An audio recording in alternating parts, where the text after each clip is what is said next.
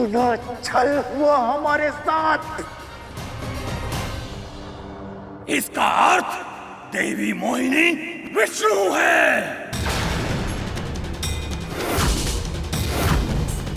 तुमने दुष्टता की सारी सीमाएं पार कर दी हैं राहु, अब तुम्हें दंड मिलेगा।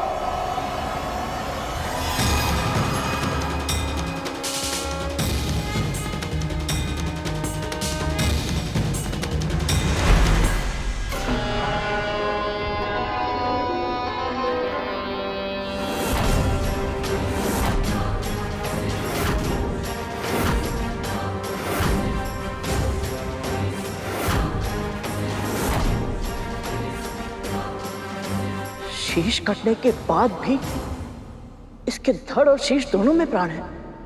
माँ, ये कैसे संभव है? वो इसलिए कर क्योंकि अमृत के एक बूंद को उसने पी लिया है।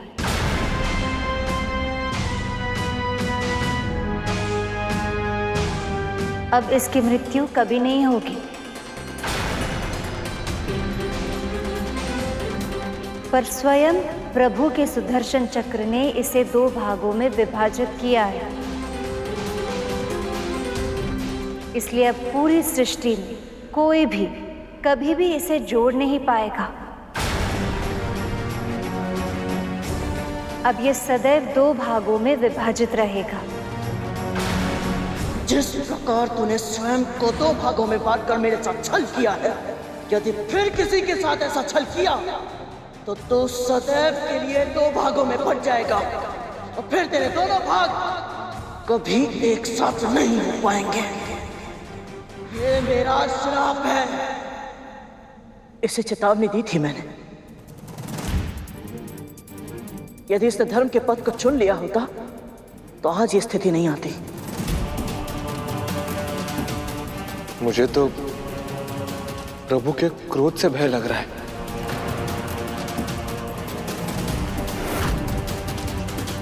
छल, फिर से छल किया है तूने विष्णु मेरे साथ। मेरा शीश काटकर तूने यह सिद्ध कर दिया है कि हम असुरों के साथ तू कभी न्याय कर ही नहीं सकता।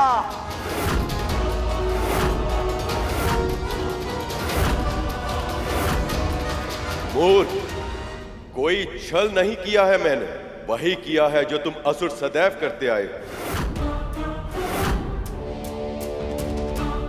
उत्तर दो, देवताओं को कैसे पराजित किया था तुमने? शारीरिक बल से, युद्ध क्षमता से, या फिर छल से?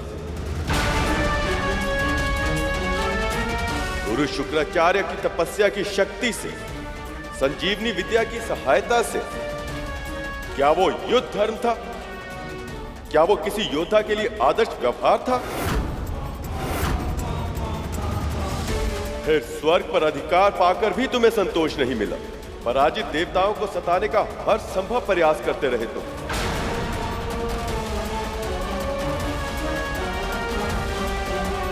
यहां तक कि अपनी मां समान देवी अदिति की तपस्या भंग करते समय उनके प्राण तक लेने का प्रयास किया। देवताओं की माता अदिति ये भीषण तप अपने पुत्रों को स्वर्ग का सिंहासन पुनः दिलाने के लिए कर रही है, परंतु उन्हें ये स्मरण नहीं है कि हम उनका ये उद्देश्य कभी पूर्ण नहीं होने देंगे। ऐसे अधर्मियों का शासन स्वर्ग पर तो क्या, पूरे ब्रह्मांड में भी यदि कहीं होगा तो मैं उसका विरोध अवश्य करूंगा।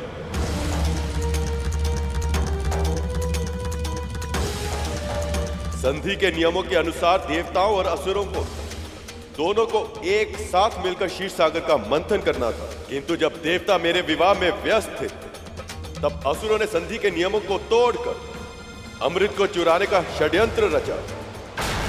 इससे पहले कि देवताओं की दृष्टि उस अमृत पर पड़े, हम उसे चुरा लेंगे।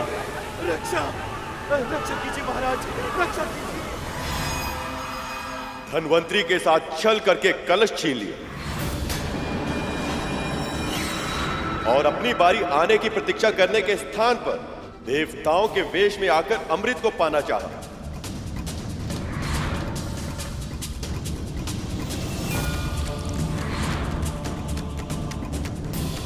जो स्वयं छल पर छल करता आया हो, उसे दूसरों के कार्यों पर आपत्ति उठाने का कोई अधिकार नहीं। अमृत का मर्म जाने बिना ही तुम सब अमर होना चाहते हो, पर केवल तन के जीवित रहने को अमरता नहीं कहते। सच्चे अर्थों में केवल वही प्राणी अमर होता है जो तन के ना रहने पर केवल अपने कर्मों के कारण अन्य प्राणियों के हृदय और मस्तिष्क में सदा सदा के लिए जीवित रहे।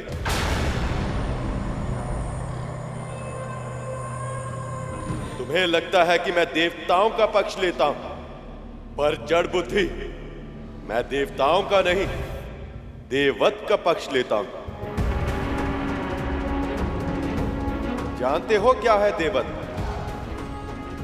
धर्म और सत्य के मार्ग पर चलना, मन में दया का व्यवहार रखना, दूसरों के साथ परोपकार करना और अपनी शक्ति सामर्थ्य का उपयोग संसार के कल्याण के लिए करना।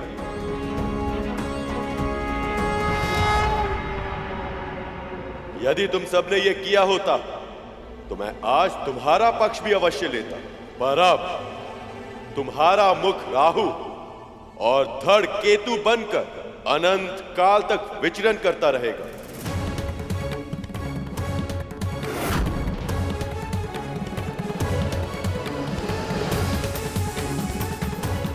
ताकि आने वाले समय में संसार को यह स्मरण रहे कि देववत के बिना अमृत को प्राप्त नहीं किया जा सकता।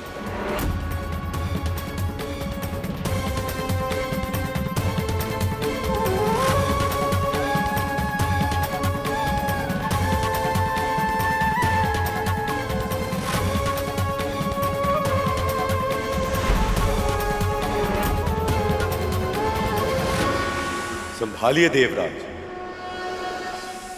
आज से अमृत आपका हुआ।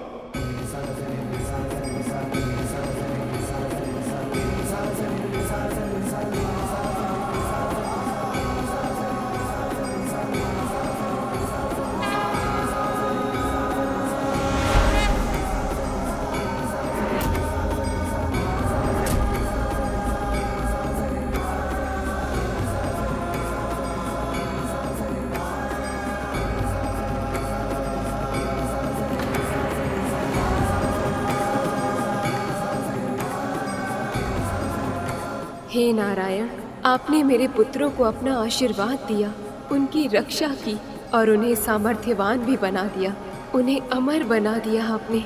आपका बहुत बहुत आभार प्रभु। मेरी अनुपस्थिति का अनुचित लाभ उठाए देवताओं ने और नारायण ने भी इनका साथ दिया, पर मैं इतनी सरलता से पराजय स्वीकार नहीं करूंगा। मैं अपना भाग्य बदलने जा रहा हूं मां। अमृत को प्राप्त करके रहूंगा मैं, किसी भी मूल्य पर।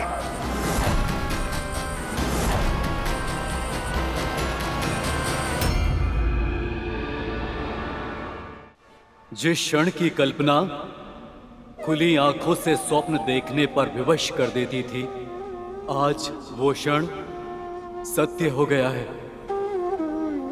हमें अमृत मिल गया है। और ये सब केवल आपके कारण संभव हुआ है प्रभु।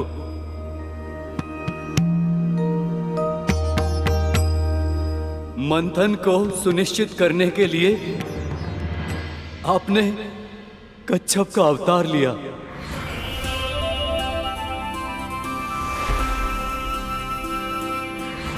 धर्म की रक्षा करने के लिए देवी मोहिनी का अवतार लिया।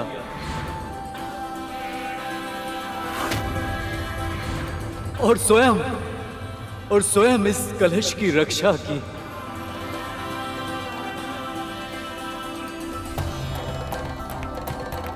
और हमें अमृत का पान कराया।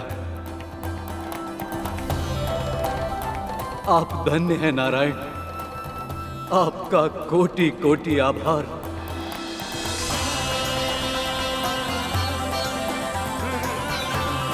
और अब मैं देवराज इंद्र अपने सभी देवताओं की ओर से आपको वचन देता हूं कि हम अपना दायित्व पूरी निष्ठा के साथ निभाएंगे और समाज के कल्याण के लिए अपने जीवन को समर्पित कर देंगे। आप सबसे यही अपेक्षा है, आप अपने निश्चय में सफल रहें। आपका कल्याण हो।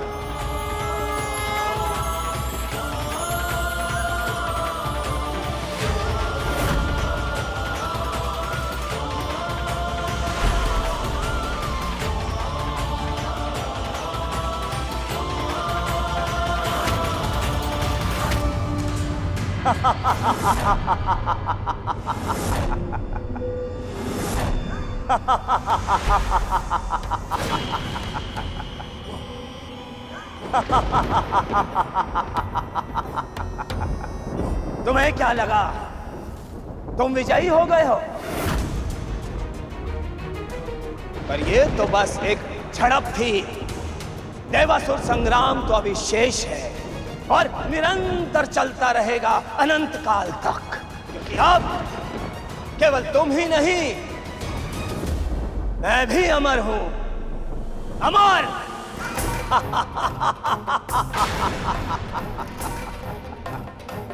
अब मैं तुम सबको सदैव ही भयभीत करता रहूंगा।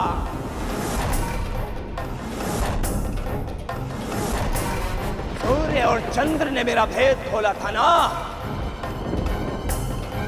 अब मैं उन दोनों के चारों ओर चक्कर लगाता रहूंगा और जैसे ही मुझे अवसर मिलेगा मैं उन्हें निगल जाऊंगा।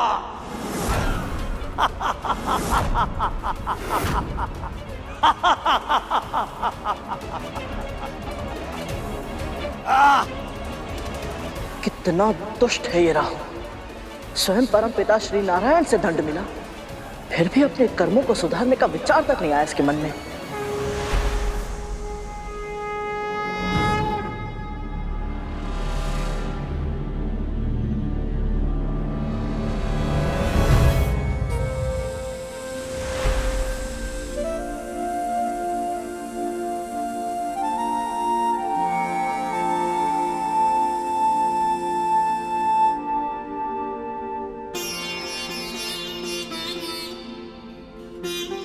जिसके मन में अपने कर्मों को सुधारने का विचार आ जाए, वो असुर कैसे हो सकता है कभी? प्रभु, आपका ये मोहिनी अवतार अपने उद्देश्य में सफल रहा। बहुत बहुत बधाई हो प्रभु।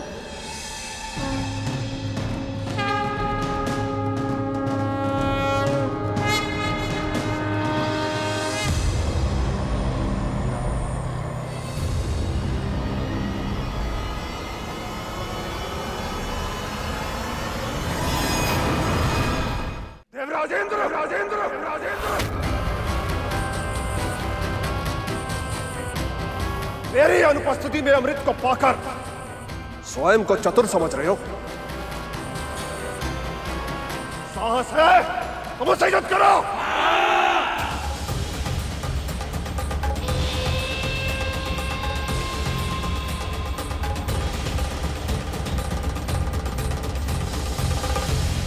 आपने इन असुरों को कितने अवसर दिए, कितनी बार समझाया, कितनी बार इनके अपराधों को क्षमा किया, परंतु ये असुर ये समझना ही नहीं चाहते कि अमृत के योग्य ही नहीं। और आपके निर्णय के बाद भी अमृत छीनने के लिए इन्होंने देवताओं पर आक्रमण किया। प्रभु मुझे आज्ञा दीजिए, मैं इस युद्ध में भाग लेकर अमृत की रक्षा करना चाहता हूं, और आपके निर्णय के अपमान का परिणाम इन असुरों को भोगना ही होगा। आज्ञा दीजिए प्रभु। अमृत की एक भी बूंद ऐसे किसी भी प्राणी को नहीं मिलनी चाहिए जो इसके योग्य ना हो। जाओ कर, धर्म युद्ध तुम्हें पुकार रहा।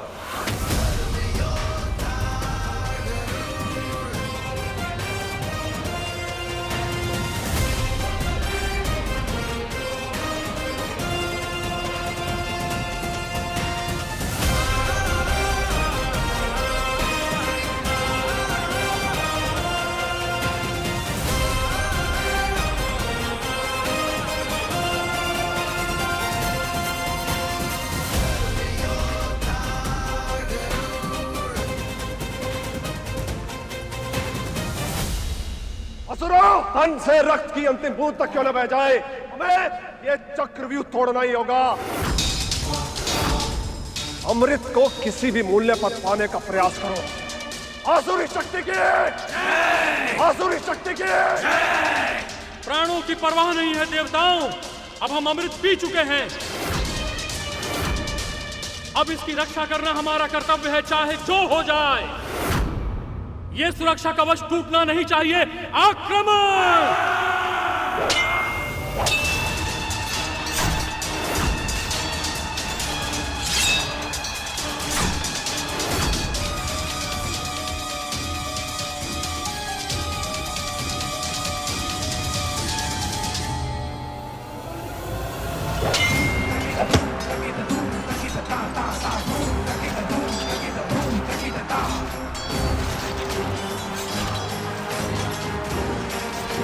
काहू को मिले दंड को देखकर असुर अपनी प्रवृत्ति के कारण अपना ही नाश करने पर तुले हैं।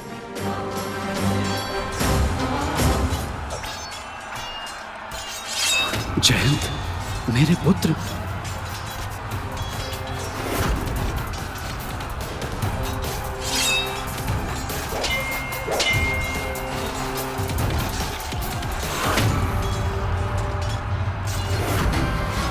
अपने पुत्र को कोई हानि नहीं पहुंचने दूंगा मैं।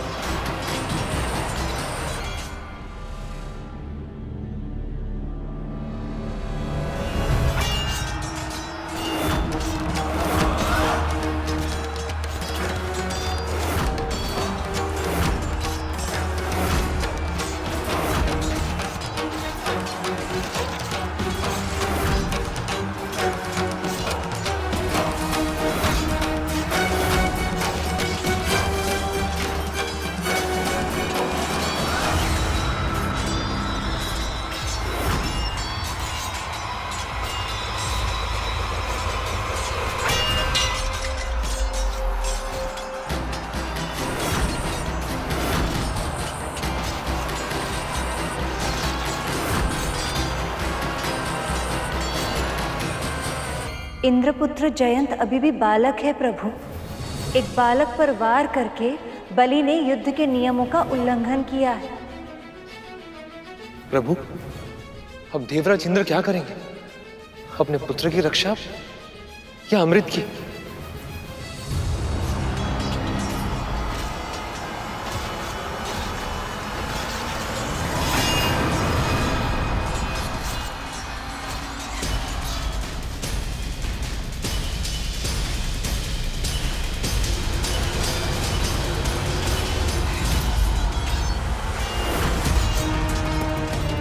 अमृत को इंद्र के साथ से छुड़ाना होगा।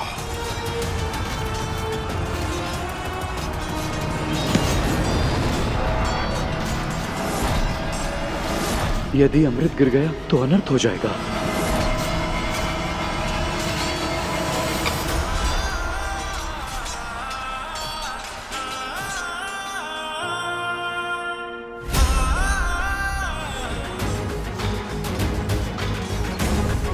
ये लो जयंत, अमृत और अपनी रक्षा करो।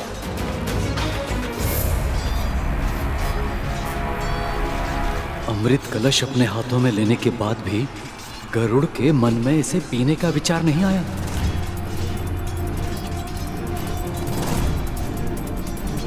जाओ यहां से शीघ्र।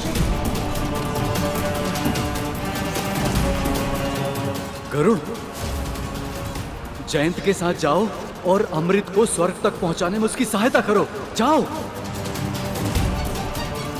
देवराज, आप सच में चाहते हैं कि मैं अमृत लेकर जयंत के साथ जाऊं? हाँ गरुड़, जयंत अभी छोटा है और उसे तुम्हारी सहायता की आवश्यकता होगी और मुझे तुम पर पूरा विश्वास है।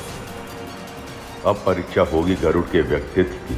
क्या इस विश्वास का सम्मान कर पाएगा या अमृत के लालच में अमृत का पान कर लेगा? अब शीघ्रता करो और जाओ यहाँ से, जाओ। जो आ गया, चलो जयंत।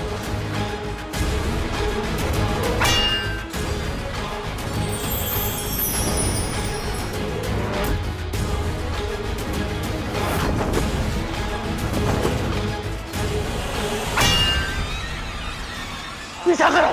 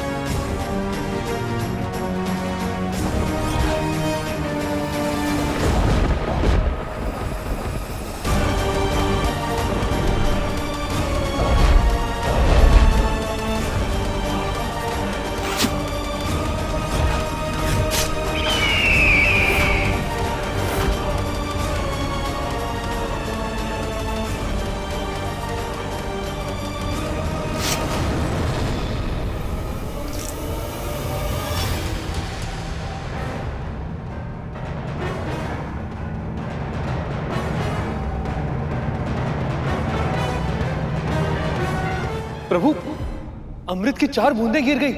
ये भी विधाता की योजना का भाग है शेष। भारत खंड के 4 नगर हरिद्वार, प्रयाग,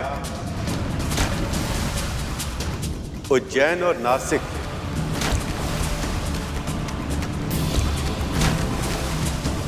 ये वो 4 स्थान होंगे जहां हर 12 वर्षों में महाकुंभ और 3 वर्षों में कुंभ का आयोजन होगा। उस समय जो व्यक्ति भी इन स्थानों पर नदी में स्नान करेगा उसे अमृत प्राप्त होने के समान फल मिलेगा।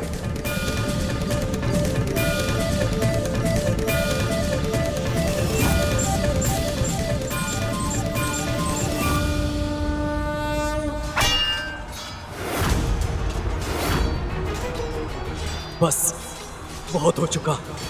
अब इस युद्ध को समाप्त करना ही होगा। वज्र का प्रयोग अब करना ही होगा मुझे।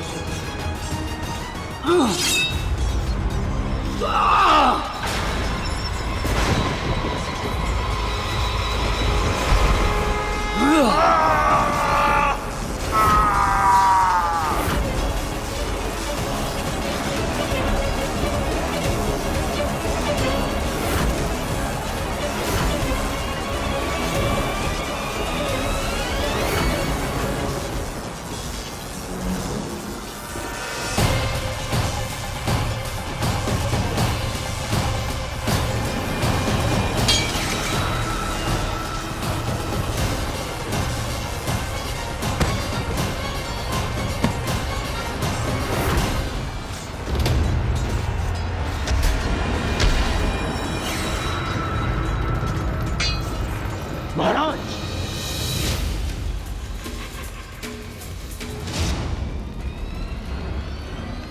महाराज बलि अचित हो गए हैं। विजय श्री हमारी हुई।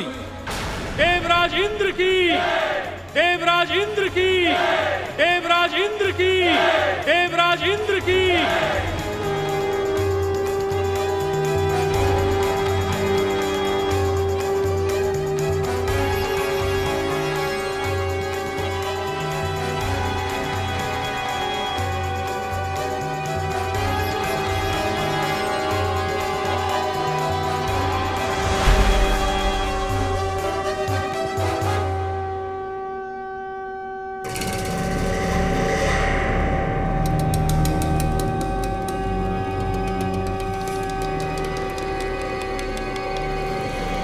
ये देवराज इंद्र का शंखनाद है। तो क्या असुर सम्राट बलि पराजित हुए? अवश्य ही देवता जीत चुके हैं। उसके बिना ये विजय शंखनाद बजाना असंभव है। तो अब क्या करें हम?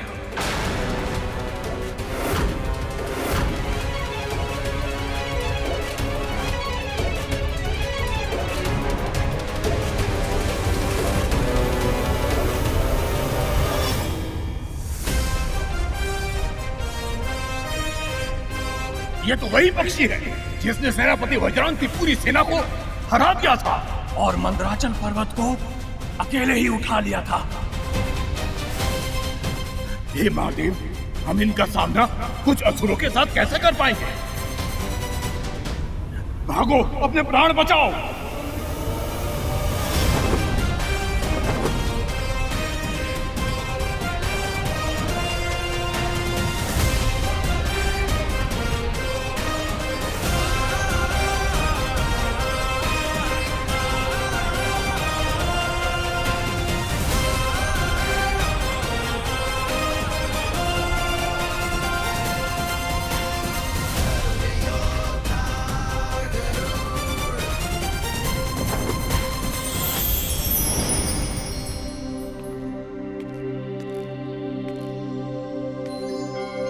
मुझे और अमृत को यहाँ तक सुरक्षित पहुँचाने के लिए आपका आभार गरुड़। आभार की आवश्यकता नहीं है जैन, ये तो मेरा कर्तव्य था।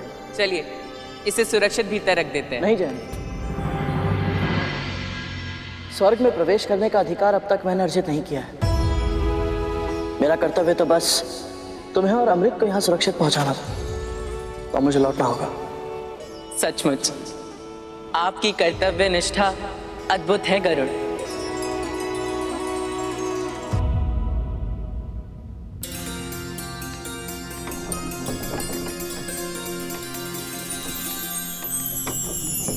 प्रभु विष्णु की कृपा से स्वर्ग पर देवताओं का आधिपत्य पुनः स्थापित हो गया।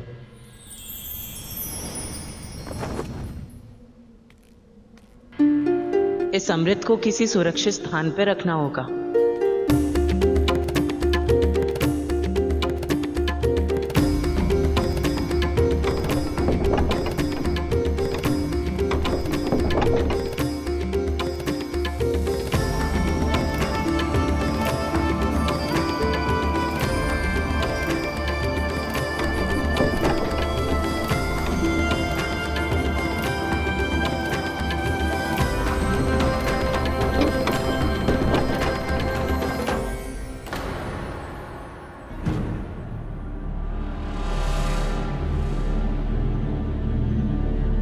मैं देवराज इंद्र का पुत्र जयंत हूँ।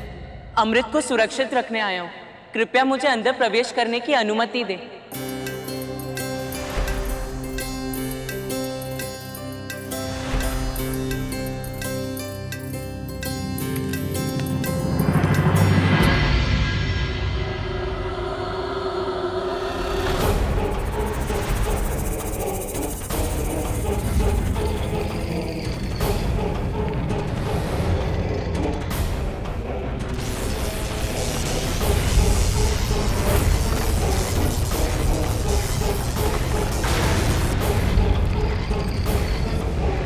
ये दोनों सर्प की प्रतिमा पिताजी के भूलोक पर रहते सर्प भाइयों की तो नहीं हो सकती।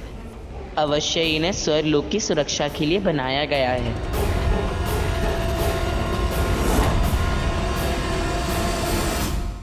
हे यंत्र सर्पों, मैं देवराज इंद्र का पुत्र जयंत हूँ। अमृत को यहाँ रखने आया हूँ। अब इसकी सुरक्षा का दायित्व आपका है।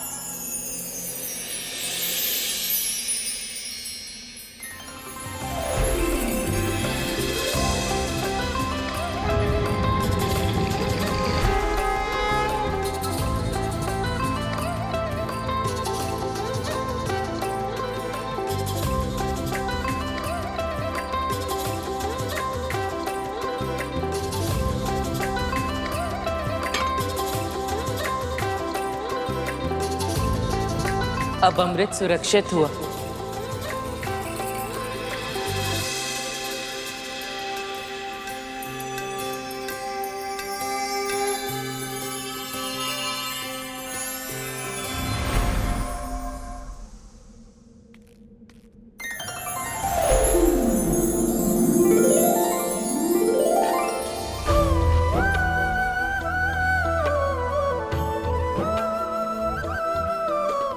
आपका कोटि कोटि आभार प्रभु।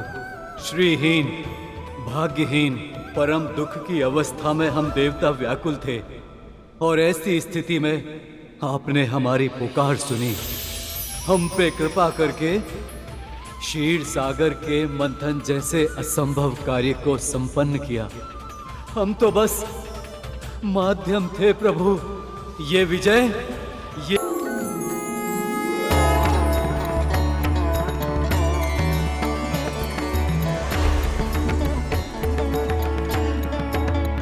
गणेश, नारद, सखा, ब्रह्मदेव, गुरु बृहस्पति और आप सभी देवी देवताओं को मेरा बहुत बहुत आभार।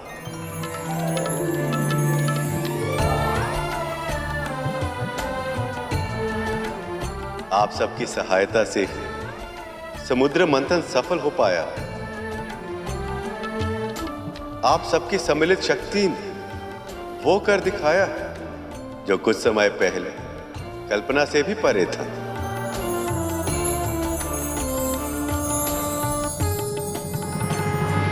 सत्य कहा था माँ ने, ये सब किसी स्वप्न जैसा ही तो है।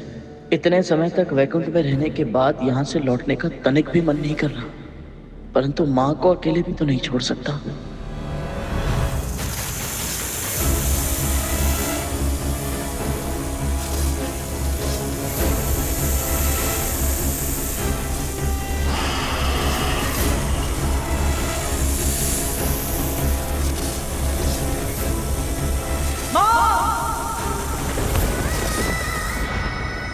वहां माँ को कितना कुछ सहना पड़ता है, कितना श्रम करना पड़ता है। और इस मंथन में मंदराचल का योगदान कोई चाहे भी तो भूल नहीं सकता। अब आप अपने मूल स्थान पर लौट जाएं।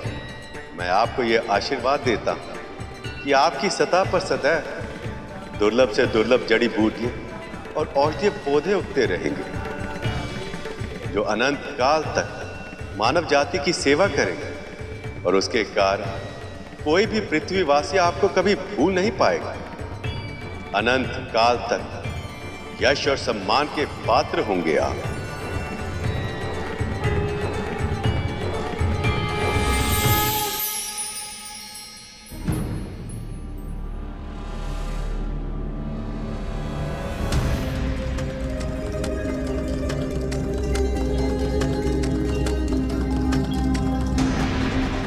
अब समय आ गया है सखा, वासुकी को उसके घाव से मुक्ति देकर उसे अपना आशीष प्रदान करें।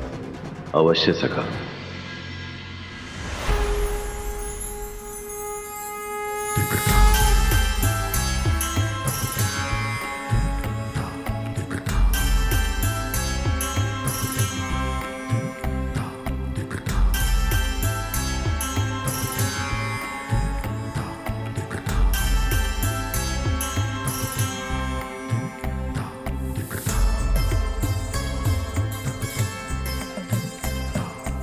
हे नीलकंठ, महादेव, अपने चरण में मुझे शरण देकर मुझ पर दया करें।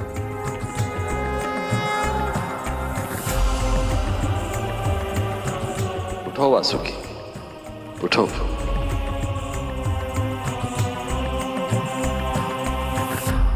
इस मंथन में अतुलनीय योगदान देकर तुमने मुझे अत्यंत प्रसन्न किया है वासुकी।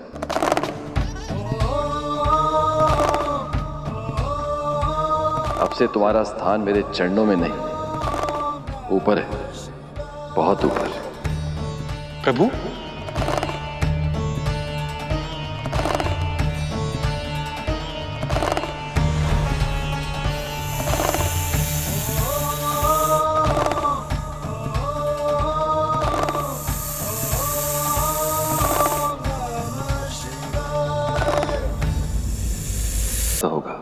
नागेश्वर महादेव शिव की। नागेश्वर महादेव शिव की।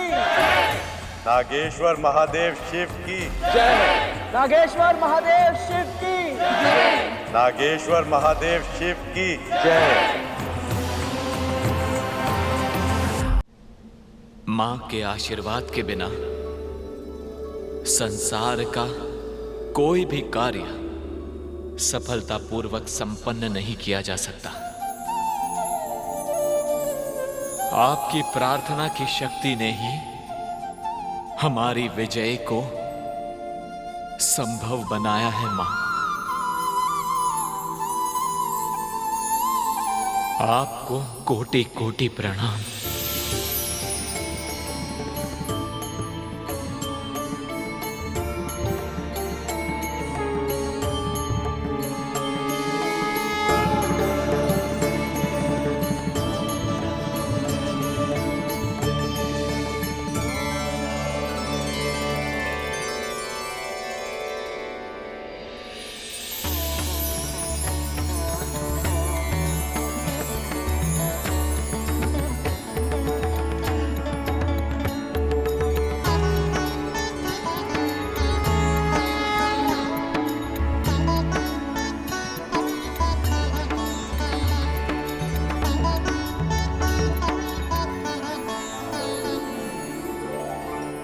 देवराज, स्वर्ग का सिंहासन आपकी प्रतीक्षा कर रहा है। राजकार्य का भार संभालकर संसार को सूचित कीजिए कि असुरों का अत्याचार अब समाप्त हो गया।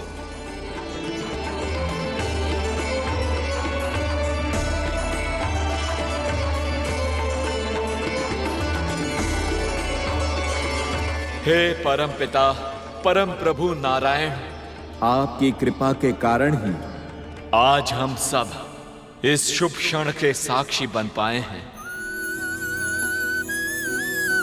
मैं देवराज इंद्र सभी देवताओं की ओर से आपको वचन देता हूं कि हम अपनी शक्ति का उपयोग सदा सर्वदा धर्म की रक्षा करने के लिए ही करेंगे।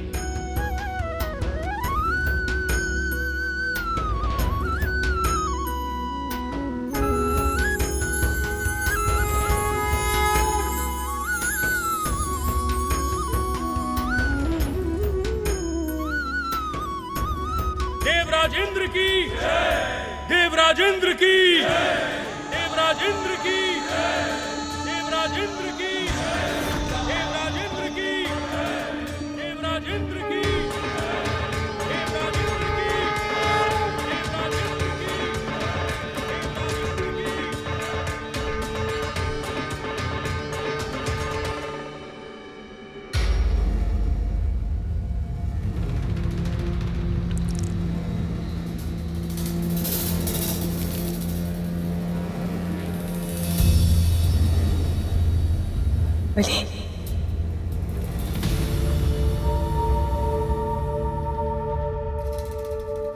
गुरुदेव,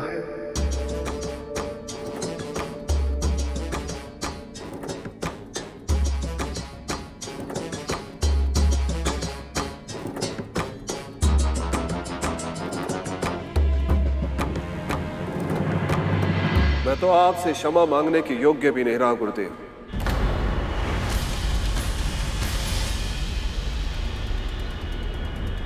आपने बार बार चेतावनी दी थी मुझे कि मंथन में भाग मत लेना,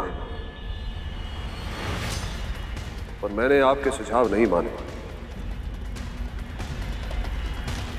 और अब देवताओं की श्री लौट आई, उन्हें उनकी शक्ति वापस मिल गई है, और इस सबसे बढ़कर उन्हें मिल गया है अमृत।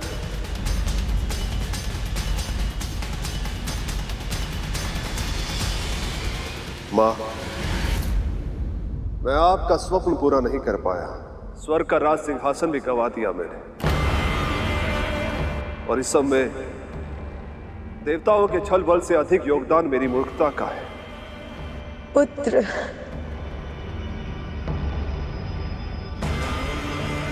मुझे क्षमा कर दीजिए गुरुदेव, क्षमा कर दीजिए मुझे। पराजय और प्रयास एक ही सिक्के के दो पहलू हैं महाराज। जिस व्यक्ति के अंदर प्रयास जीवित है, उसके लिए कोई भी पराजय अंतिम नहीं। यदि आप अब भी मेरी बातों को ध्यान से सुनें, मेरे सुझावों का पालन करें और मन, कर्म, वचन से अपने लक्ष्य के प्रति पूर्ण समर्पण रखें तो मैं विजय श्री को फिर से आपका वरण करने के लिए विवश कर सकता हूं।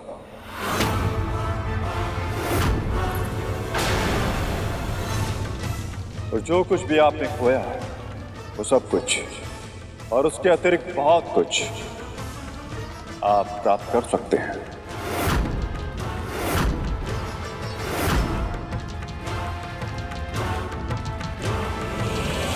मैंने जो भूल की है उसे मैं फिर नहीं दोहराऊंगा गुरुदेव।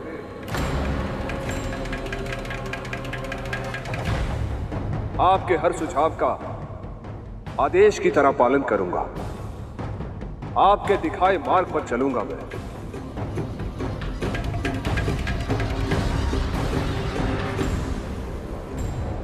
असुरों को उनका अधिकार दिलवा कर रहूंगा मैं।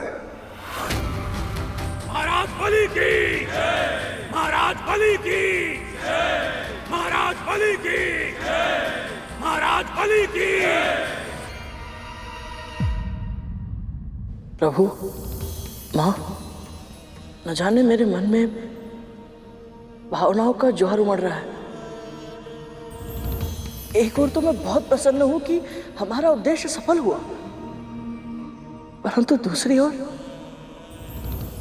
ओर मैं दुखी भी हूं कि अब हमारा कार्य समाप्त हो गया। प्रभु, मां सदैव कहती थी कि जिसका मन एक बार प्रभु विष्णु की भक्ति में रम जाए फिर और कहीं नहीं लगता। मां के इस कथन का अर्थ आज से पहले मैं कभी समझ नहीं पाया था प्रभु, परंतु अब वैकुंठ में रहते हुए यथासंभव आपकी सेवा करते हुए जिस आनंद का अनुभव मैंने किया है उसका वर्णन करना असंभव सा लगता है। एक और तो मुझे यह लगता है कि मैं अपने प्रभु को छोड़कर कहीं कभी ना जाऊं, परंतु तुरंत मेरा मन यह भी कहता है कि मैं अपनी मां को भी अकेले नहीं छोड़ सकता।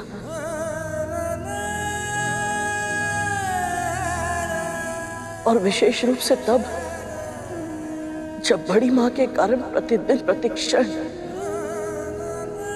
वो यातना और अपमान का जीवन जीने के लिए विवश है। भावनाओं का ज्वार केवल तुम्हारी नहीं, मेरे मन में भी उठ रहा है गुरु।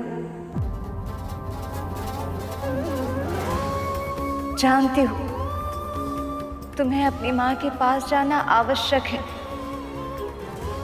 किंतु तुम्हें यहां से भेजने का मेरा तनिक भी मन नहीं है।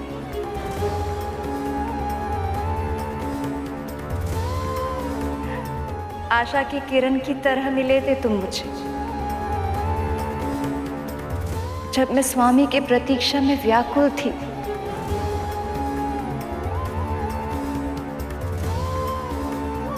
तब मेरी आशा को सत्य में बदलने में तुमने तनिक भी कमी नहीं की थी। समुद्र मंथन जैसे विराट कार्य को सफल बनाने में तुम्हारा अद्भुत योगदान है करुण। देवी लक्ष्मी सत्य कह रही हैं गरुड़, पर स्मरण रहे जीवन में कभी कुछ भी स्थायी नहीं होता।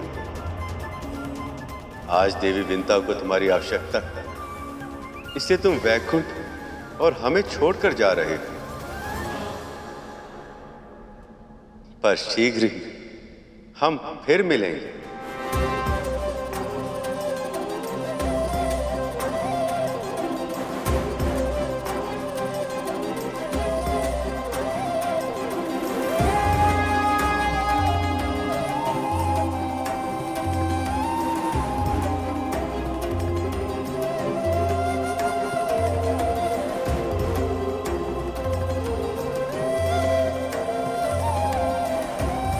माँ को मेरा प्रणाम कहना।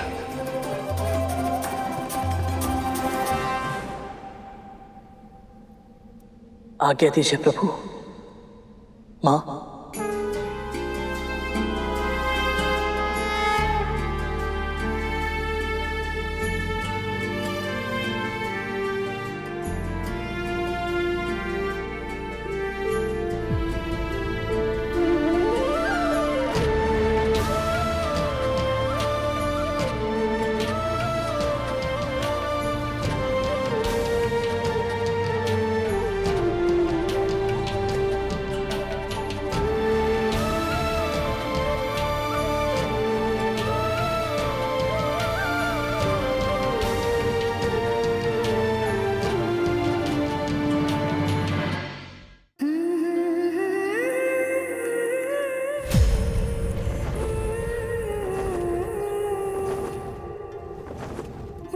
गरुड़,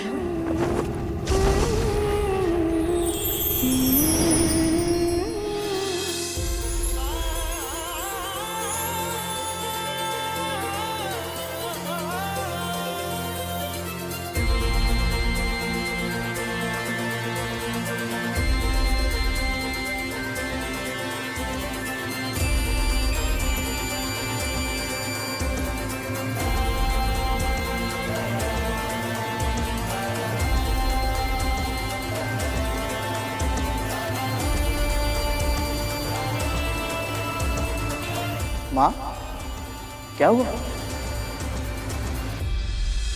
अभी कुछ ही समय पहले तुझसे मिलकर आ रही हूँ, फिर भी ऐसा लग रहा है जाने कब से नहीं देखा तुझे। मैं भी बिल्कुल ऐसा ही अनुभव कर रहा हूँ माँ। आपके आंचल की छांव में जो सुख है वो और कहीं नहीं है। बस कर, अब अधिक बातें मत बना। तुझे देखकर ही पता चल रहा है तू यहाँ आ तो गया है, पर अपने मन का एक भाग वैकुंठ में ही छोड़कर आया है। सच बता, वहां की स्मृति सता रही है ना तुझे? आपको सब कुछ पहले से कैसे पता चल जाता है माँ? केवल मुझे ही नहीं, इस संसार की हर माँ को अपनी संतान की मन की दशा पहले ही पता चल जाती है।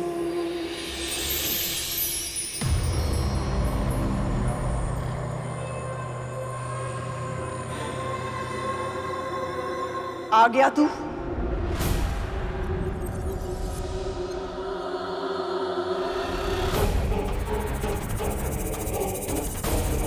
प्रणाम महारानी। कहाँ है?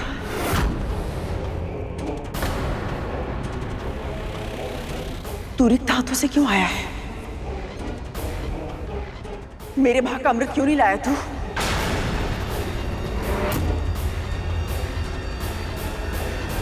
तेरी समक्ष देवताओं ने वचन किया था ना, यदि वासुकी ने अमृत मंथन में सहायता की तो मेरे पुत्रों के भाग का अमृत उन्हें अवश्य मिलेगा। तो फिर अमृत कहाँ है?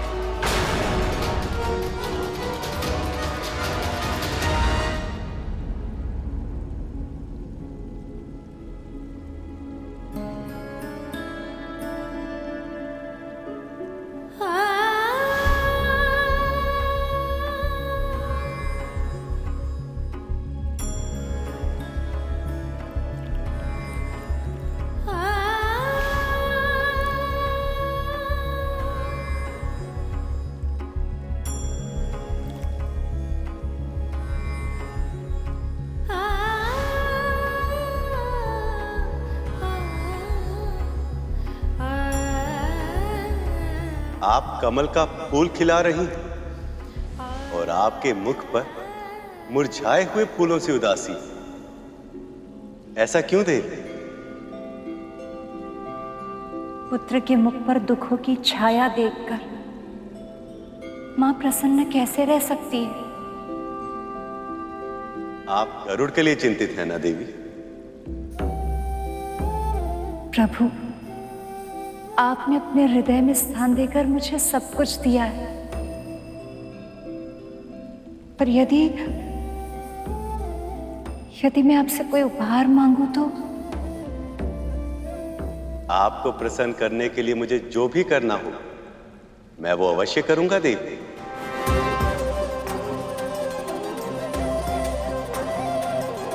प्रभु, मैं विंता और करुण को दुख में नहीं देख सकती। आप कुछ कीजिए ना, उन्हें दासत्व से मुक्त करने के लिए उनकी सहायता कीजिए ना प्रभु।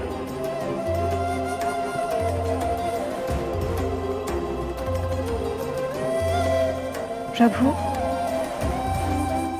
आप मुस्कुरा क्यों रहे हैं? मौन क्यों है? अमृत कहाँ है? महारानी, मैं चाहता तो भी आपके लिए अमृत नहीं ला सकता था, और अमृत आपको नहीं मिल सकता। फिर कहने का अर्थ क्या है दास? अमृत किसे मिलेगा किसे नहीं, इसका निर्णय केवल और केवल प्रभु विष्णु ही कर सकते हैं। और प्रभु का निर्णय यह है महारानी कि अब से अमृत पर देवताओं का ही अधिकार होगा।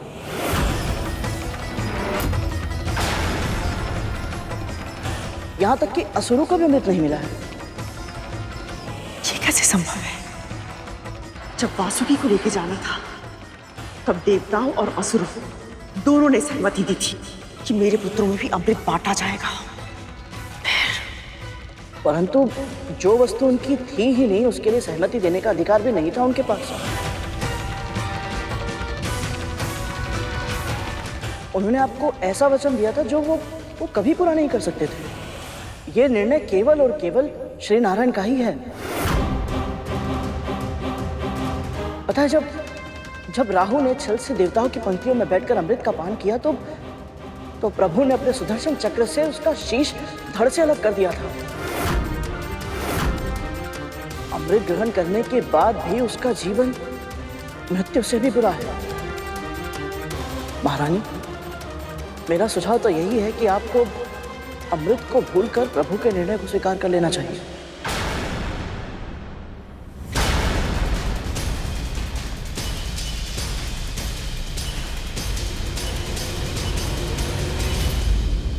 ये तो होना ही है देवी, पर गरुड़ के जीवन का उद्देश्य केवल दास्ता से मुक्ति पाना नहीं, उसके लिए एक बहुत बड़ा लक्ष्य निर्धारित किया है मैंने। कैसा लक्ष्य प्रभु? इंद्र से सहस्त्र गुना अधिक बलवान होने का वरदान गरुड़ को एक विशेष कारण से मिला, क्योंकि आने वाले समय में उसे मेरा वाहन बनना, क्योंकि आने वाले समय में उसे मेरा वाहन बनना, क्योंकि आने वाले समय में उसे मेरा वाहन बनना, क्योंकि आने वाले समय में उसे मेरा वाहन बनना। सत्य प्रभु, इससे उत्तम और क्या हो सकता है? गरुड़ तन से बलवान, मन से सात्विक, वो साहसी है, धैर्यशील है और अपने दायित्वों को वो अच्छे से निभाना जानता है। पर उसका सबसे विशेष गुण उसके संस्कार हैं देवी। अमृत का कलश उसके हाथों में था, किंतु तब एक बूंद पीने तक का विचार उसके मन में नहीं आया।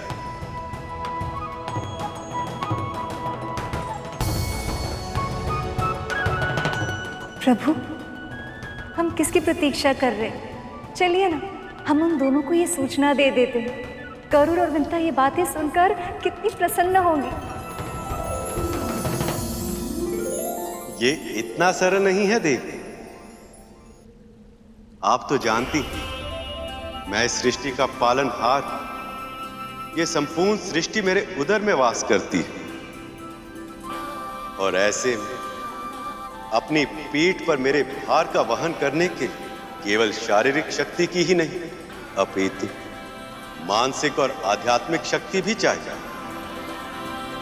उसके लिए गरुड़ को सबसे पहले अपनी कुंडलिनी को जागृत करना होगा और अनेक परीक्षाओं में सफल होना होगा, और उसमें से पहली परीक्षा अमृत के प्रकट होने से ही आरंभ हो गई। बस गरुड़ को उसका आभास नहीं। गरुड़ की नियति है मेरा वाहन बनना, किंतु वो समय कब आएगा, इसका निर्णय ये परीक्षा तय करेगी।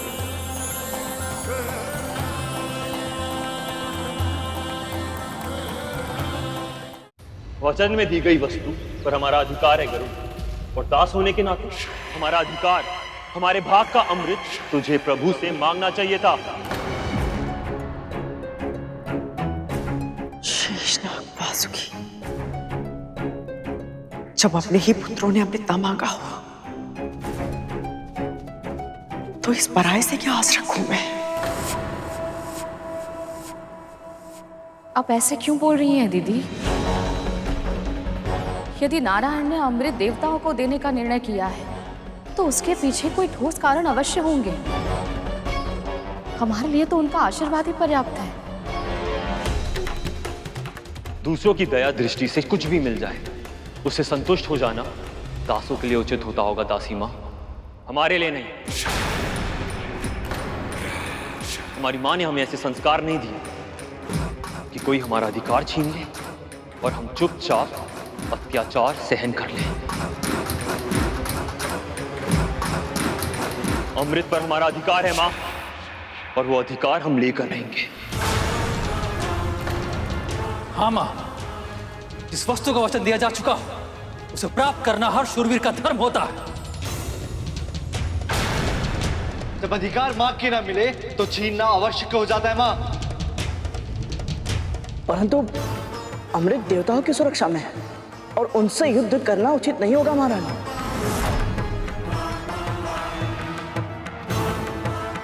दीदी, नारायण के विरुद्ध जाने की भूल मत कीजिए, रोकिए इन्हें। आशीर्वाद दीजिए मां।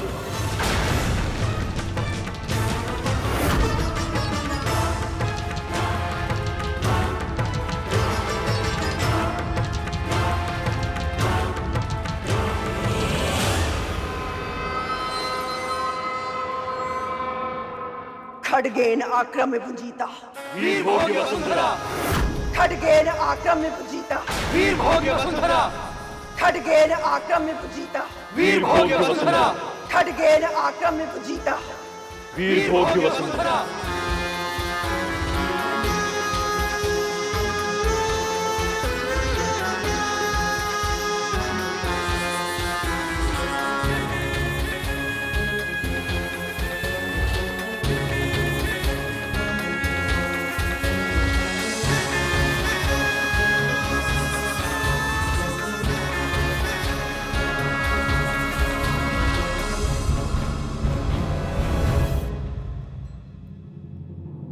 अब क्या होगा मां?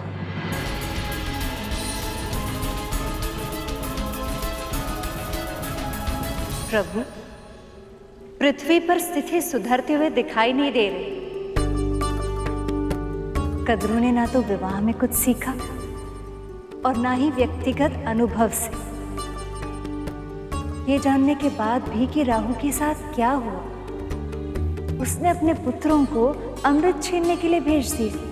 कद्रू को यदि उचित अनुचित का भेद ज्ञात होता तो विंता को इतने समय तक उसके पास दासी बनकर नहीं रहना पड़ता। कहते हैं ना देवी, विनाश काले विपरीत बुद्धि। पर प्रभु, जब तक कद्रू की आंखें नहीं खुलेंगी, विंता को दासत्व से मुक्ति नहीं मिलेगी। गुरु दत्तात्रेय ने कहा था, विंता की मुक्ति अमृत से जुड़ी हुई है। पर कैसे प्रभु? विधि के विधान का केवल अनुमान लगाकर उसे समझा नहीं जा सकता देवी। उसके अर्थ और उद्देश्य को तभी समझा जा सकता है जब जो होना वो हो गया। प्रभु, मैं इतनी प्रतीक्षा नहीं कर सकती, कुछ तो संकेत दीजिए। विधि अपना रूप आकार लेना आरंभ कर चुकी है। इसके परम चरण में मेरी सहायता। बद्रिका आश्रम में तपस्या कर रहे मेरे अंशावतार नर और नारायण करें।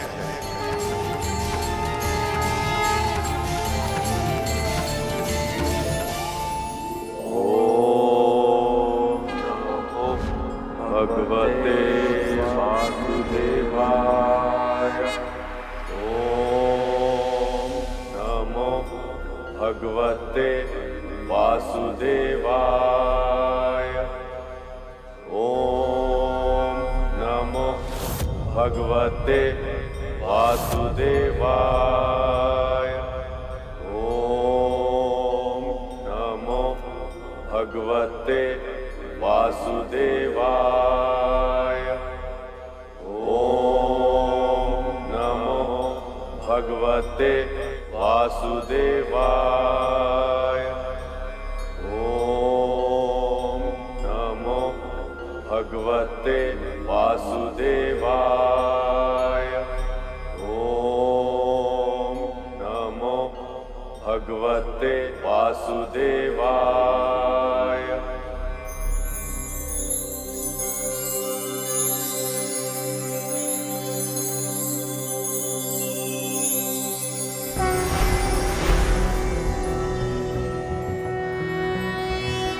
नमस्ते ब्रह्मरूपाय विष्णुरूपाय ते नमः।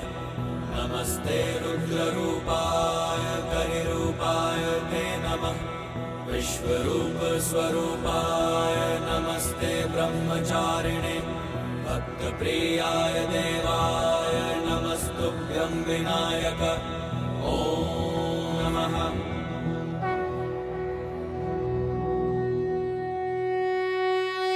नर नारायण, गरुड़ के आध्यात्मिक उत्थान का समय आ गया।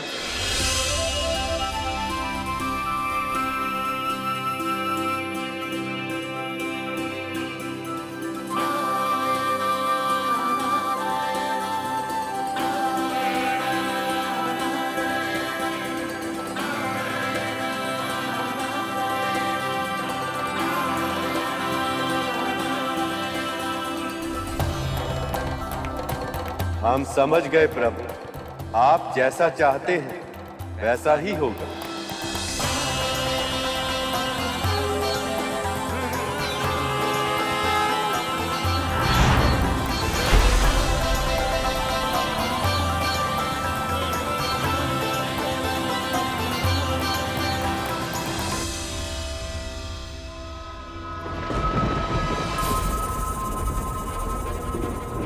कहाँ रह गए मेरे पुत्र?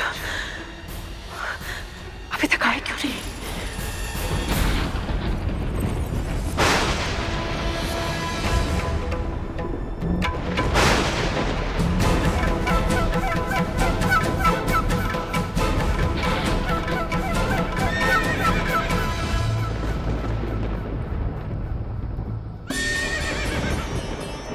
देवराज इंद्र का रथ, इसका अर्थ है मेरे पुत्र विजयी हुए। इंद्र को परास्त कर दिया उन्होंने, और इंद्र ने अपनी प्राण रक्षा के लिए उन्हें अपना रथ उपहार में दे दिया। तभी तो वो इस दिव्य रथ में वापस लौट रहे हैं।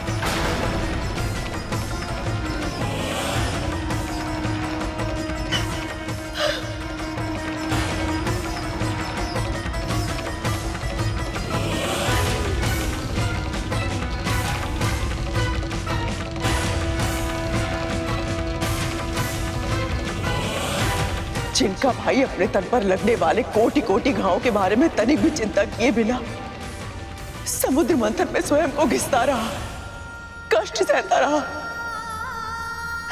तुम देवताओं के लिए अमृत प्राप्त करने का साधन बन गया।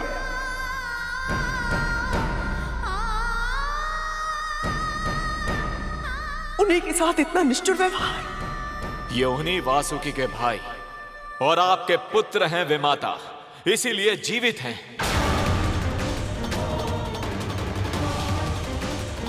अन्यथा अमृत छीनने के दुस्साहस में मृत्यु दंड मिला होता इन्हें।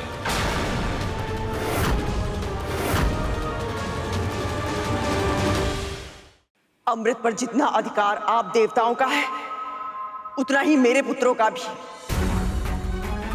ये भी महर्षि कश्यप की ही संतानें हैं। अवश्य है, पर यदि अमृत पर उनका अधिकार होता तो परम प्रभु विष्णु स्वयं उन्हें अमृत दे दिए होते। पर अब आपको सत्य स्वीकार करना ही होगा, और सत्य यह है कि आपके पुत्र अमृत के योग्य है ही नहीं। क्यों? क्या कमी है मेरे पुत्रों में? कमी? विमाता, जब स्नेह अधिक बढ़ जाए तो पांव में बेड़ी और आंखों पर पट्टी बन जाती है, और आपके साथ भी ऐसा ही हुआ है। माना मेरे नाग भाइयों ने अमृत के लालच में आकर देवराज पर आक्रमण करने की भूल की है, किंतु इन्हें बड़ी मां से इस प्रकार से बात नहीं करनी चाहिए।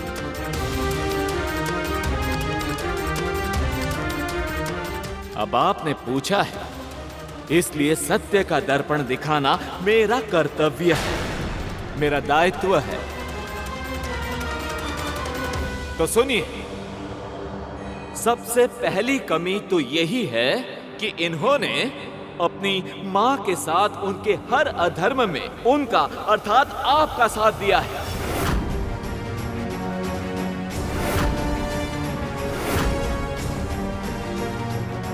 फिर चाहे वो अपनी विमाता देवी विंता को दासी बनाकर उनके साथ अपमानजनक व्यवहार करना हो, या फिर डिम के भीतर अपने भाइयों के प्राण लेने का प्रयास करना हो।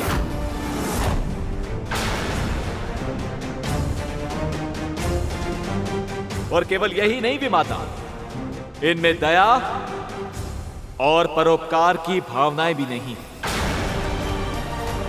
स्वभाव से ही विषैले हैं ये।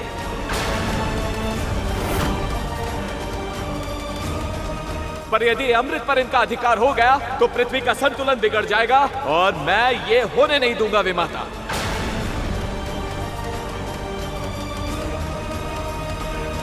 पर देवराज, तुम ये बात इन्हें प्रेम से भी तो समझा सकते थे ना। तुम भी तो इनके भाई हो ना। हाँ देवराज, माँ सही कह रही है। इनके साथ इतने निष्ठुर व्यवहार की आवश्यकता नहीं थी। विमाता विंता, गरुड़, आप दोनों भूल रहे हैं कि पहला आक्रमण इन्होंने किया था।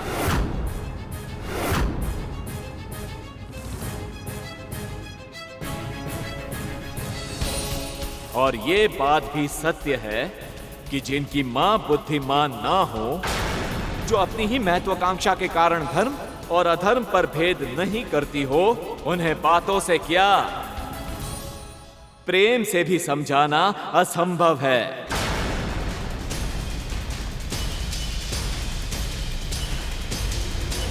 नियम के अनुसार मृत्यु दंड मिलना चाहिए इन्हें, पर मैंने इनके प्राण दान में दिए हैं। ये दया नहीं है तो और क्या है विमाता?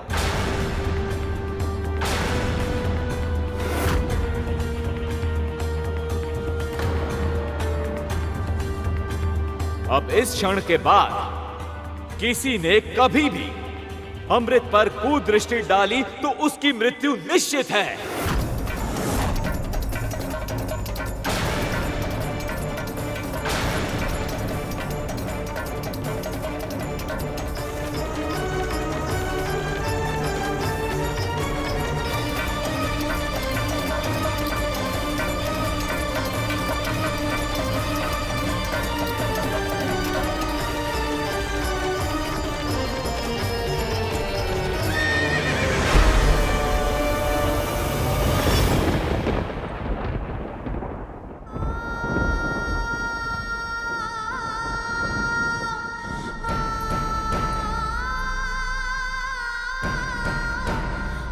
स्वयं को संभालिए दीदी,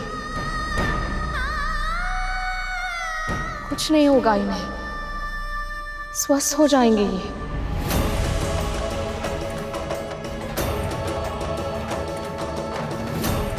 मां ने इन्हें रोका भी था कि प्रभु विष्णु की इच्छा के बिना अमृत ग्रहण करना इन सबों के लिए उचित नहीं होगा। यदि ये तब समझ जाते तो ये दशा नहीं होती।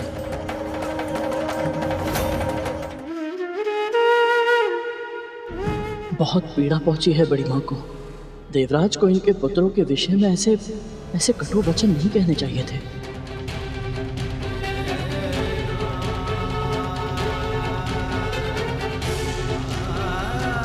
सबसे पहली कमी तो यही है कि इन्होंने इनकी मां के साथ उनके हर अधर्म में उनका अर्थात आपका साथ दिया है।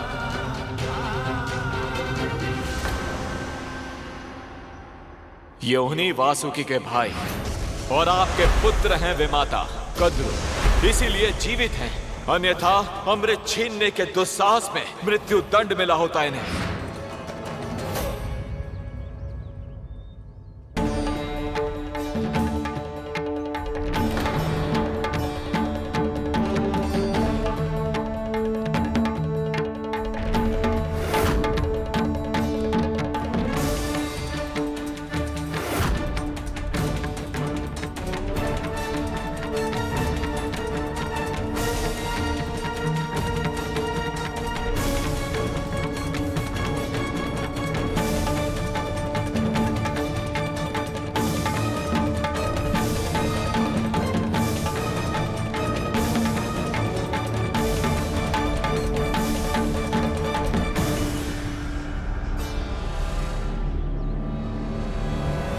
स्वभाव से ही विषैले हैं ये, पर यदि अमृत पर इनका अधिकार हो गया तो पृथ्वी का संतुलन बिगड़ जाएगा और मैं ये होने नहीं दूंगा विमाता।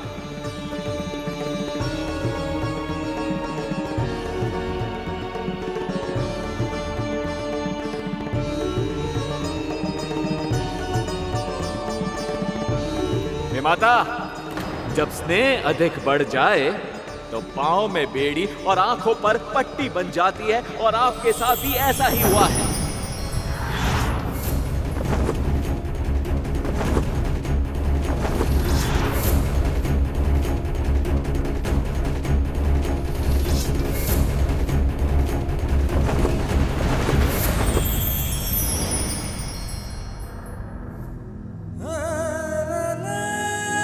अमृत पर इनका उतना ही अधिकार है जितना तुम देवताओं का है। ये भी महर्षि कश्यप की ही संतानें हैं।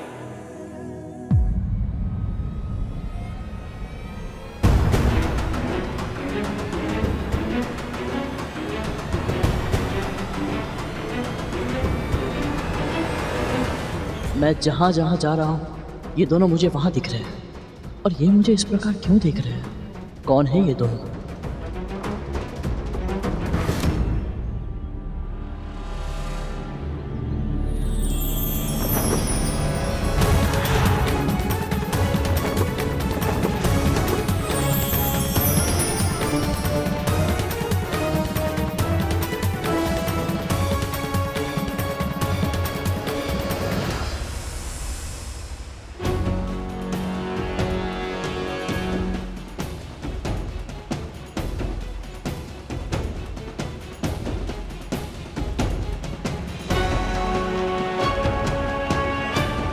ये अवश्य ही कोई देव आत्मा होगी। ये मुझे हर जगह दिख रहे हैं और इनके दर्शन से मन में शांति का अनुभव हो रहा है।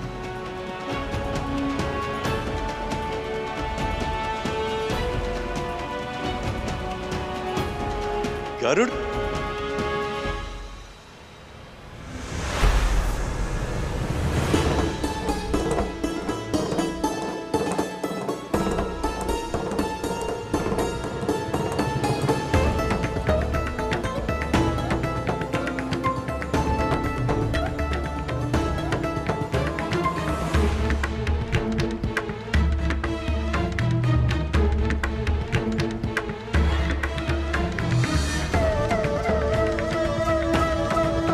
आप दोनों कौन हैं?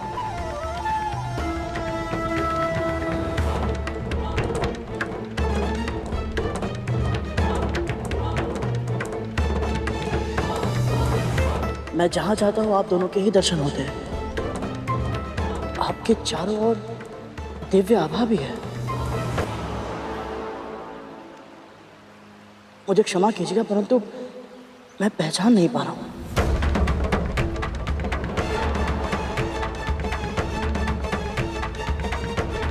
मैं नर हूं और ये है नारायण।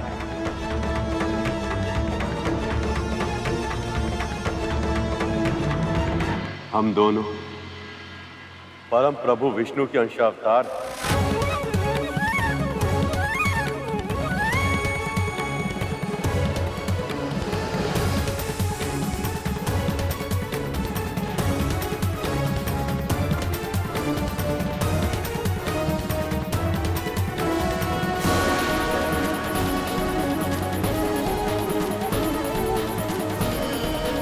तुम्हारी कुंडलिनी जागृत करने हेतु नर नारायण से शिक्षा आवश्यक है, किंतु देखना ये कि क्या तुम इनके दिए ज्ञान को ग्रहण कर पाओगे। मैंने जो तुम्हारे लिए लक्ष्य सोचा है, क्या तुम उसके योग्य बन पाओगे? प्रणाम स्वीकार करें देव, और मुझ जड़ बुद्धि को क्षमा भी कीजिएगा। मैं आपके भेद को पहचान नहीं पाया, परंतु मैं इतना अवश्य जानता हूं कि आपके दर्शन करने का सौभाग्य मुझे अकारण ही नहीं मिला। बताइए क्या आज्ञा है मेरे लिए? सचमुच तुम तीव्र बुद्धि के स्वामी हो गरुड़।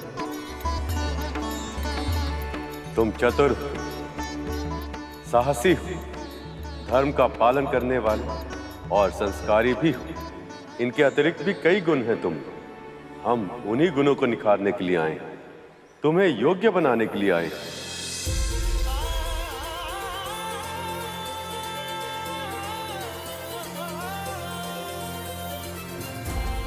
योग्य बनाने अर्थात?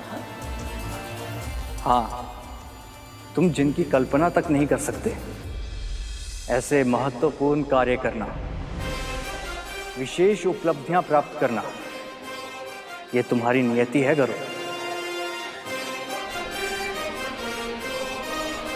परंतु नियति तभी प्राप्त की जा सकती है जब तुम उसके योग्य बनोगे।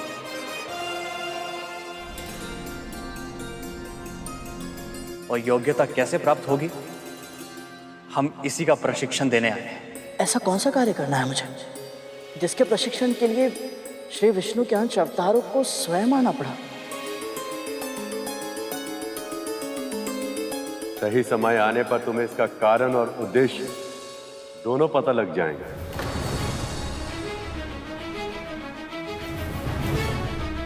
किंतु अभी हम तुमसे ये जानना चाहते हैं कि क्या तुम मन से, कर्म से और वचन से इस प्रशिक्षण को प्राप्त करने के लिए तैयार हो?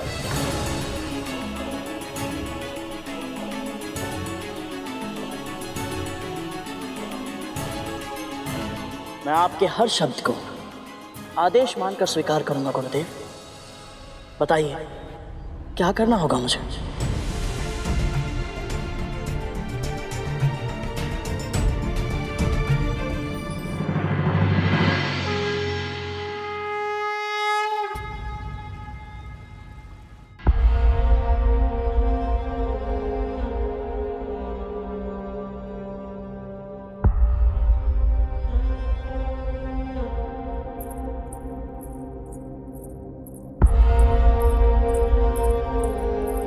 दीदी ले। कब तक विंता,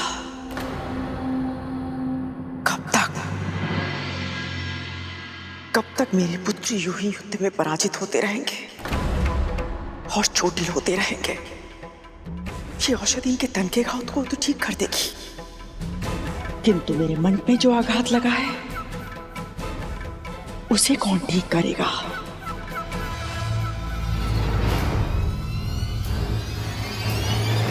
मैं भीतर से रक्त रंजित हो गई हूं, उसकी पीड़ा कैसे ठीक होगी? कैसे विंता, कैसे? दीदी, जो नहीं मिला है उसके बारे में सोचकर स्वयं को दुखी क्यों कर रही हैं? जो मिला है उस सौभाग्य का ध्यान कीजिए। स्वयं माँ लक्ष्मी और प्रभु विष्णु ने आपको आशीर्वाद।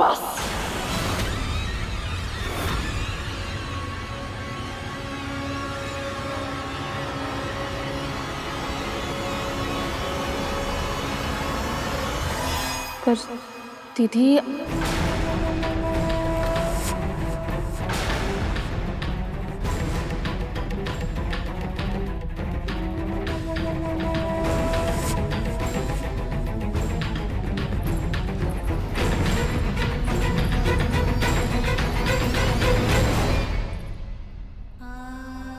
ये नागपुत्र इतने कष्ट में है, दीदी क्रोध में है और गरुड़ भी दुखी होकर न जाने कहां चला गया है। मेरा परिवार बिखर रहा है प्रभु, इसे संभालने में मेरी सहायता कीजिए।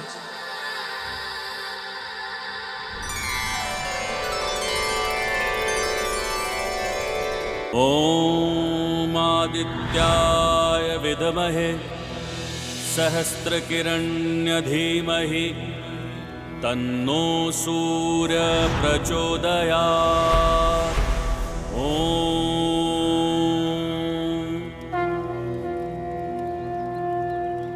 ये क्या है गुरुदेव? क्या महत्व है इसका? ये 5 अग्नियों का ज्ञान देने वाली पंचाग्नि विद्या है गरुड़। इसका अर्थ चारों दिशाओं अर्थात पूर्व, पश्चिम, उत्तर और दक्षिण से प्रकट होने वाली सूरज देव की ऊर्जा और इस हवन कुंड से प्रकट होने वाली अग्निदेव की ऊर्जा, इन 5 का मिश्रण।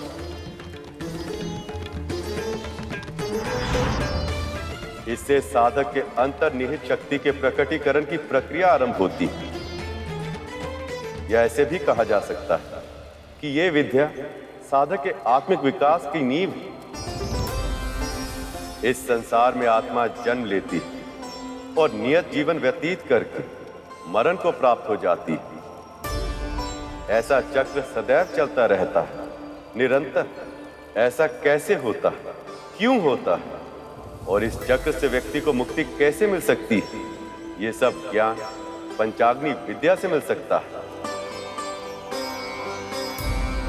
मैं कुछ समझा नहीं गुरुदेव।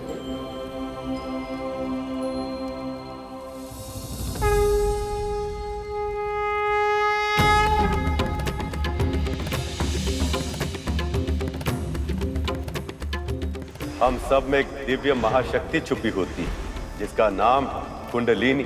सामान्य रूप से यह महाशक्ति हमारे तन में सुप्त अवस्था में विद्यमान होती है, पर यदि इसे जगाया जाए तो 7 चक्रों से होते हुए ऊपर की ओर मस्तिष्क तक जाती है और सभी चक्रों को जागृत कर देती है। इनमें प्रथम चक्र होता है मूलाधार चक्र। मेरुदंड के मूल में स्थित इस चक्र को जब जागृत किया जाता है तो विभिन्न चुनौतियों का सामना करने की हमारी क्षमता में अद्भुत आत्मविश्वास का अनुभव होता है।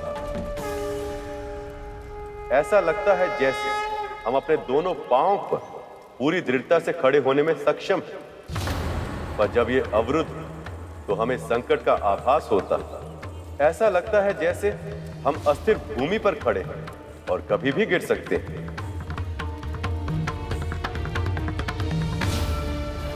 दूसरा चक्र स्वाधिष्ठान चक्र। ये उदर के निचले हिस्से यानी नाभि के तनिक नीचे स्थित होता है।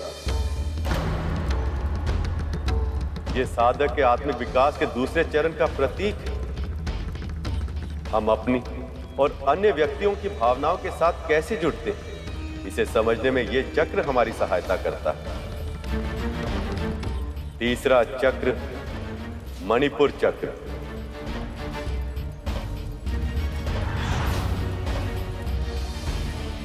उदर के ऊपरी भाग में स्थित यह चक्र आत्मविश्वास को नियंत्रित करता है। जब साधक की कुंडलिनी मणिपुर चक्र तक पहुंच जाती है तो उसे स्पष्टता, आनंद, ज्ञान, बुद्धि, विवेक और सही निर्णय लेने की योग्यता अपने आप प्राप्त हो जाती है। चौथा चक्र अनाहत चक्र।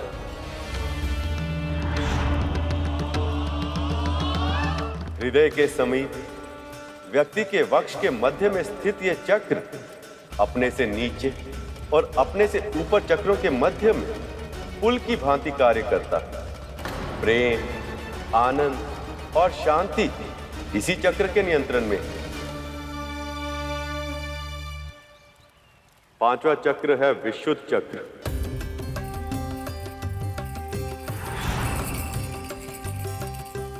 कंठ के पीछे स्थित यह चक्र संवाद, अभिव्यक्ति और सत्य को नियंत्रित करता है। आज्ञा चक्र, चक्रों के इस क्रम में ये छठा चक्र है गर्भ। कुछ व्यक्ति इसे साधक की तीसरी आंख भी कहते हैं, क्योंकि ये आत्मा की आंख की तरह कार्य करता है। इसके सिद्ध हो जाने पर साधक को अंतर्ध्वनि सुनाई पड़ने लगती और अंतर ज्योति दिखाई देने लगती। और फिर सबसे ऊपर होता है सहस्त्रार चक्र या चक्रों का मुकुट। यह सर्वोच्च चक्र होता है गरुड़। मस्तिष्क के ऊपरी भाग में स्थित यह चक्र एक सहस्त्र पंखुड़ियों वाले कमल के समान होता है। यदि साधक इसे सिद्ध कर ले तो उसकी कुंडलिनी शक्ति पूर्णता पा जाती। तब साधक आत्म अनुभूति और ईश्वर की अनुभूति करने में सक्षम हो जाता है। तब उसका मन पूरी तरह से निश्चल हो जाता है और उसकी आत्मा ब्रह्मांड की चेतना से जुड़ जाती है। ये शक्ति तो बहुत ही अद्भुत है गुरुदेव। क्या मैं कुंडलिनी शक्ति को जागृत करने की प्रक्रिया इस क्षण आरंभ कर सकता हूं?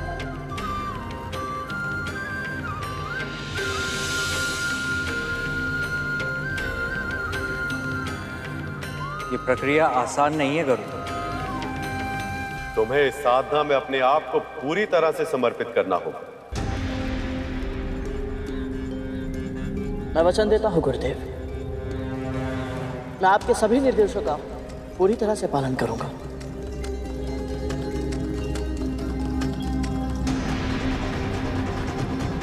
हमारे सामने जो अग्नि प्रज्वलित है उस पर ध्यान केंद्रित करो।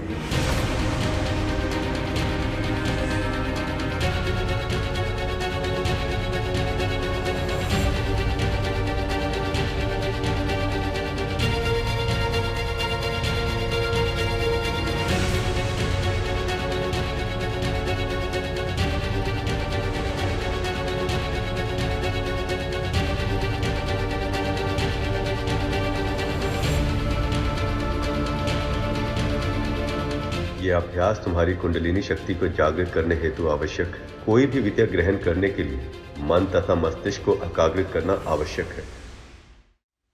प्रभु, गरुड़ को गुरु की सहायता अवश्य मिली, पर क्या सच में वो अपनी कुंडलिनी जागृत कर पाएगा? क्यों नहीं शेष? इतनी छोटी आयु में गरुड़ ने इतनी सारी उपलब्धियां प्राप्त की है। यदि मन और मस्तिष्क में ठान ले तो वो अवश्य सफल होगा। ये कहना सरल है देवी, पर करना कठिन, बहुत कठिन।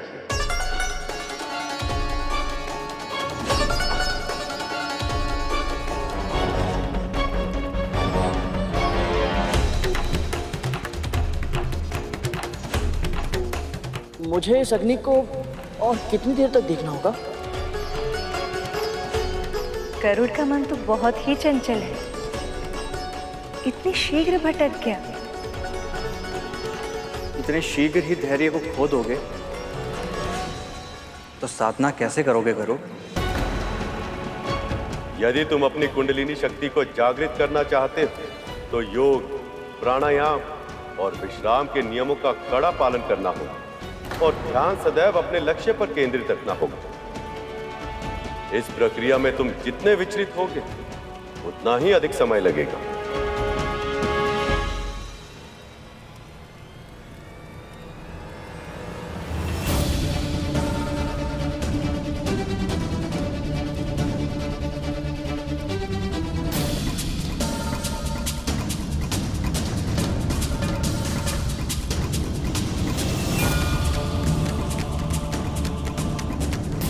यदि गरुड़ इस प्रथम चरण को ही पार न कर सका तो ये अपने जीवन का लक्ष्य कैसे प्राप्त कर लेगा?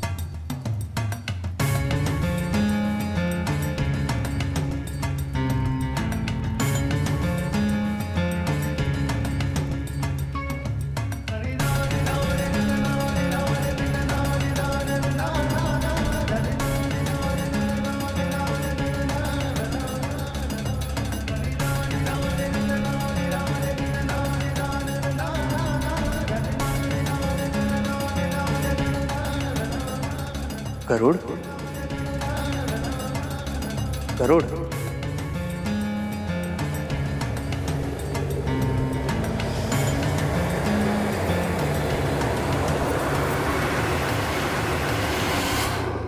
पूरी रात बीत गई है, गरुड़ अभी तक लौटा क्यों नहीं? ओम नमो भगवते वासुदेवाय। ओम नमो भगवते वासुदेवाय। ओम नमो भगवते वासुदेवाय। ओम नमो भगवते। गरुड़ स्वयं को आपके चरणों में समर्पित कर रहा है प्रभु। अब मुझे उसकी चिंता नहीं है, आप उसके मन को अवश्य शांत करेंगे।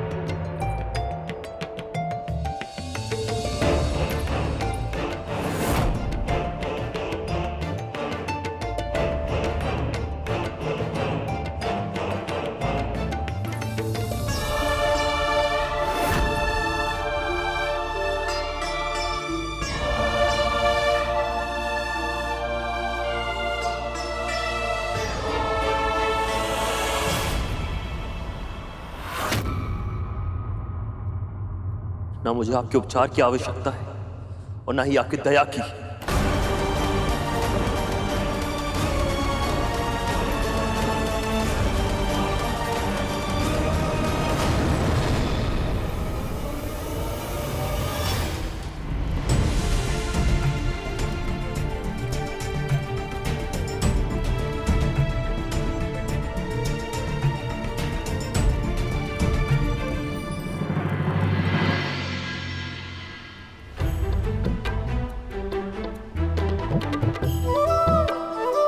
अद्भुत। यहाँ भगवान सो रहे और वहां उनका भक्त। योग निद्रा का भी अपना ही महत्व है देव। जितना परिश्रम आवश्यक है उतना ही विश्राम। परंतु प्रभु, पर मैं ये नहीं समझ पा रहा हूं प्रभु कि केवल गरुड़ ही नहीं, ध्यान की अवस्था में जाना लगभग सभी के लिए इतना कठिन क्यों होता है? कभी मस्तिष्क भटक जाता है तो कभी मन, और जब दोनों नियंत्रण में आ जाते हैं तो नींद आ जाती है। ऐसा क्यों होता है प्रभु? क्योंकि शेष, जब तन स्थिर होता तब मन विचरण करने लगता, और जब तन और मन दोनों स्थिर होते तो अवचेतन मन गतिशील हो जाता। शेष, यह अवचेतन मन तभी सक्रिय होता है जब हम स्वप्न देखते हैं। इसलिए आरंभ में सभी को नींद आती है, पर इस नींद में जब कोई स्वप्न आता है तो जब तक वह स्वप्न साकार नहीं हो जाता नींद नहीं आती।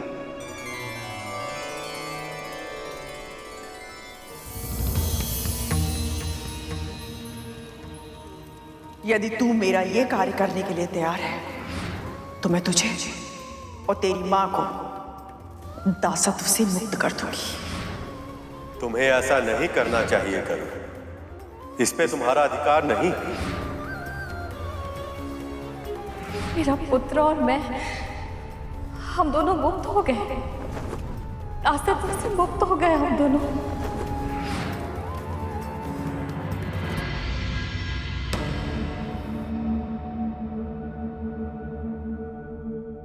स्वप्न देख रहा था मैं, और इस स्वप्न को सत्य में परिवर्तित करके रहूंगा मैं।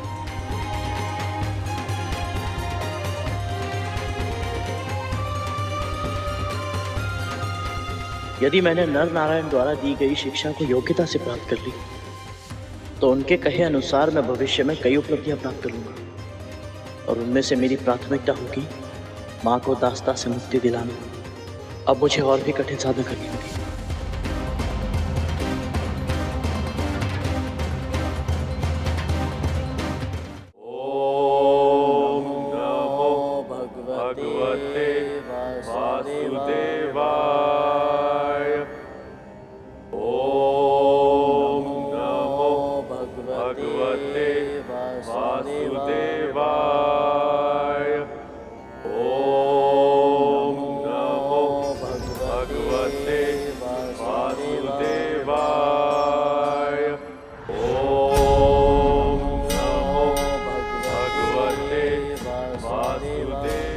गरुड़ मूलाधार चक्र मेरे द्वारा नियंत्रित होता है। मैं तुम्हारे लिए उसे जागृत करता हूँ ताकि तुम जीवन संघर्ष की चिंता से उबर सको।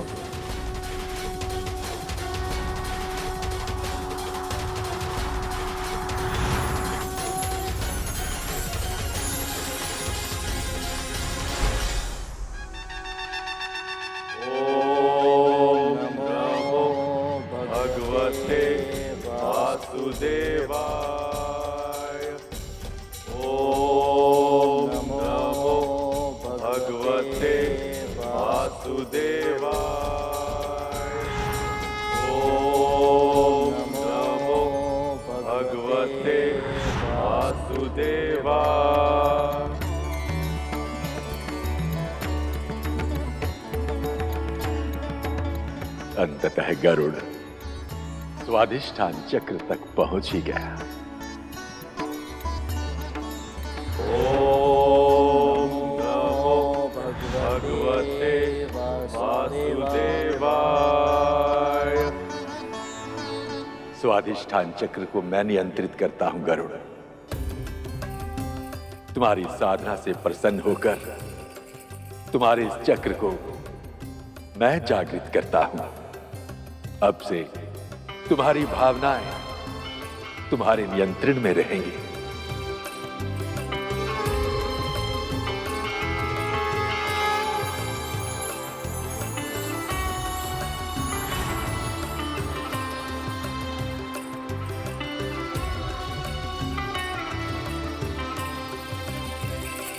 ओम नमो भगवते वासुदेवा। प्रभु, क्या ये सत्य है? क्या गरुड़ मणिपुर चक्र के क्षेत्र तक पहुंच गया है? ओम नमो भगवते वासुदेवाय। ओम नमो भगवते वासुदेवाय। मैं मणिपुर चक्र को नियंत्रित करता हूं गरुड़। तुम्हारी यहां तक की साधना सफल हुई, इसलिए मैं तुम्हें आत्मविश्वास, स्पष्टता और ज्ञान का आशीर्वाद देता हूं और तुम्हारे इस चक्र को जागृत करता हूं।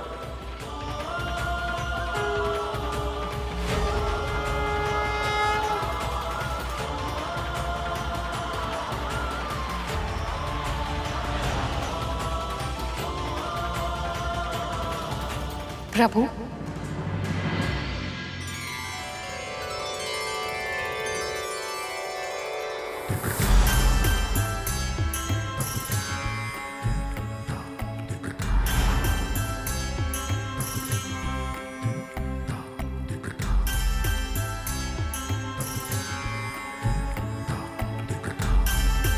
तुमने अनाहत चक्र को भी सिद्ध कर लिया है गरुड़। ये साधना के उच्च स्तरों तक पहुंचने में तुम्हारी सहायता करेगा।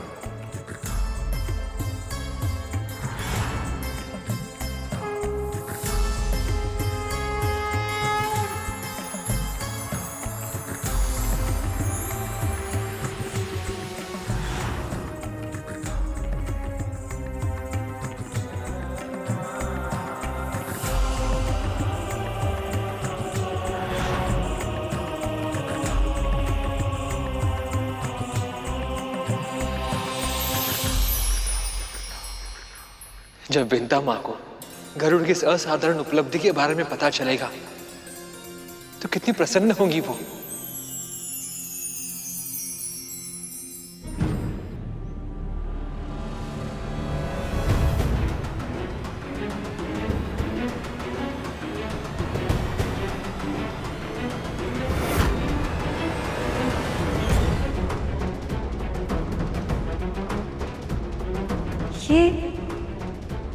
ये क्या हो रहा है?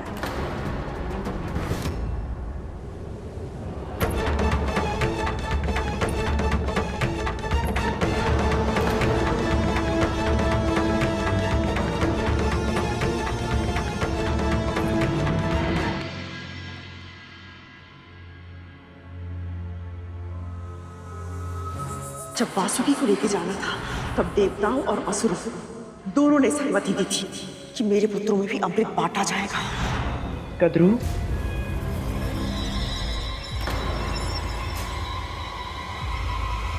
तू फिर से वापस आ गई। मेरा उपहास उड़ाने आई है ना तू मूर्खता कर दी जाए और मैं तुझ पास भी नहीं सुननी मुझे तुम्हारी हंसी।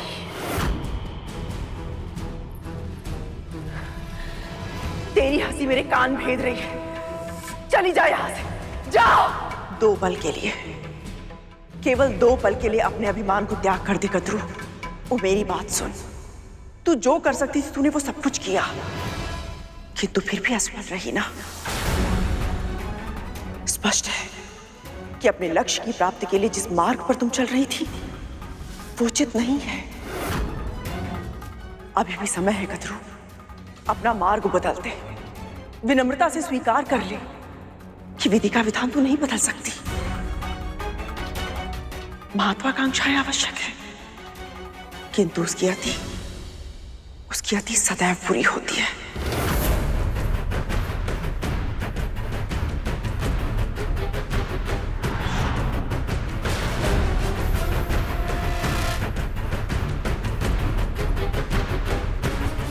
मेरी अंतरात्मा क्या संदेश दे रही है मुझे?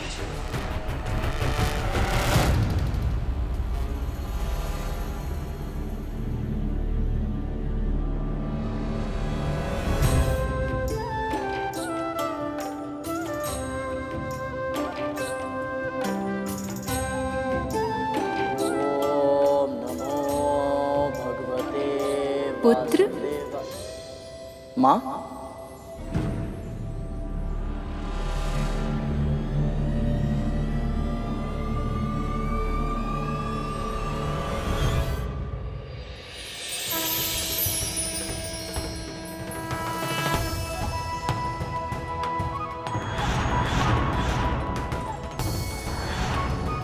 क्यों प्रभु? सखी सरस्वती ने गरुड़ को साधना के और ऊंचे स्तर तक पहुंचने से क्यों रोका? सरस्वती ज्ञान की देवी और किसको किस समय कितने ज्ञान की आवश्यकता है, ये उनसे बेहतर और कौन जान सकता है।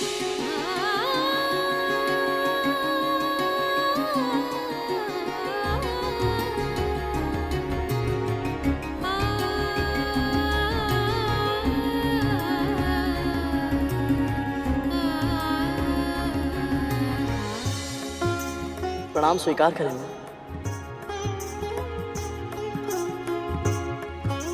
जानते हो गरुड़, मुझे तुम्हारी साधना को बीच में ही क्यों रोकना पड़ा? क्योंकि परम ईश्वरीय सत्ता के साथ एकाकार होने के लिए जिस सर्वोच्च आध्यात्मिक यात्रा की आवश्यकता है उसके लिए तुम तैयार नहीं हो गरुड़।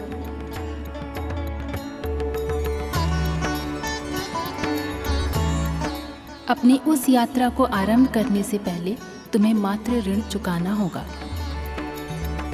तुम्हें अपनी माँ को दास्ता से मुक्त कराना होगा।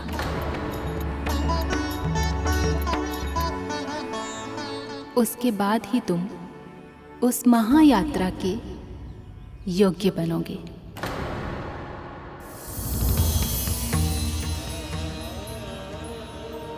प्रभु, ये कैसी लीला है आपकी?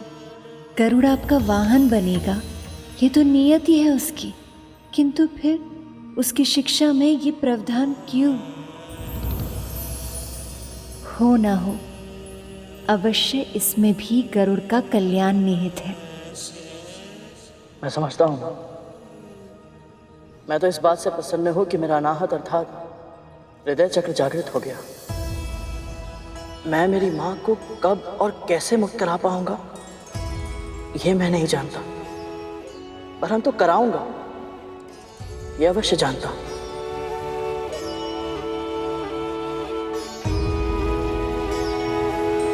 और जहां तक प्रश्न आगे की यात्रा का है मां, तो मेरी मां सदैव कहती है यदि मन भक्ति से भर जाए तो प्रभु को पाने की शक्ति अपने आप ही अर्जित की जा सकती है। प्रभु की कृपा से मैं ये योग्यता भी अर्जित अवश्य कर लूंगा। तुम अपने दोनों लक्ष्य अवश्य पूर्ण करोगे। मेरा आशीर्वाद तुम्हारे साथ है।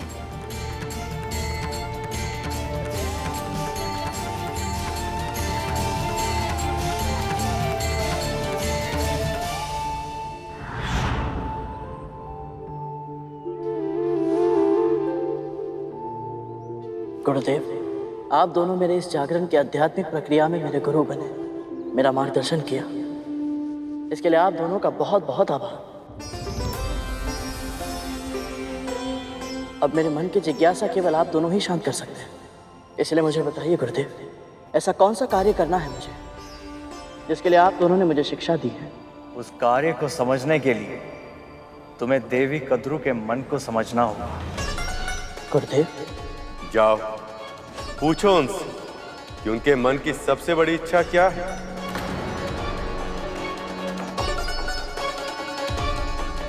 जो आज्ञा गुरुदेव।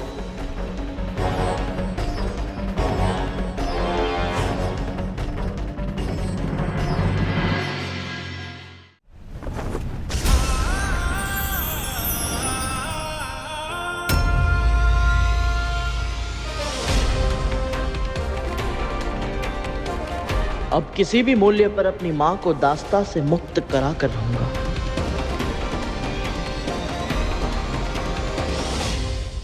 मां,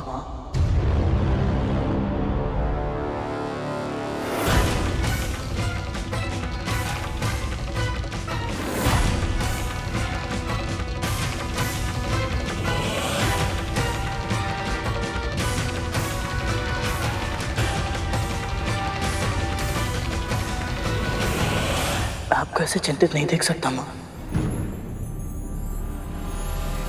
बताइए, क्या है आपके मन में? क्या है आपकी सबसे बड़ी इच्छा?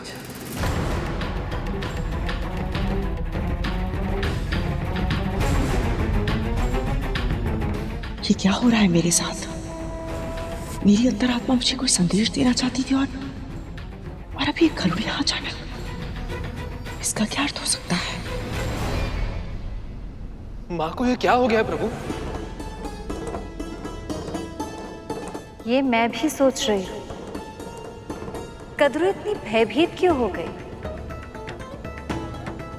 यही तो मनुष्य की विडंबना है। वो सदैव चाहता है कि भगवान उसे वो दे दे जो उसके मन की सबसे बड़ी इच्छा है। और यदि अचानक स्वयं भगवान आकर ये कह दे कि मांगो तुम्हें क्या चाहिए, तब उसे विश्वास नहीं होता। वो सक पका जाता है और ऐसी अवस्था में कुछ ऐसा मांग लेता है जो उसे नहीं मांगना चाहिए।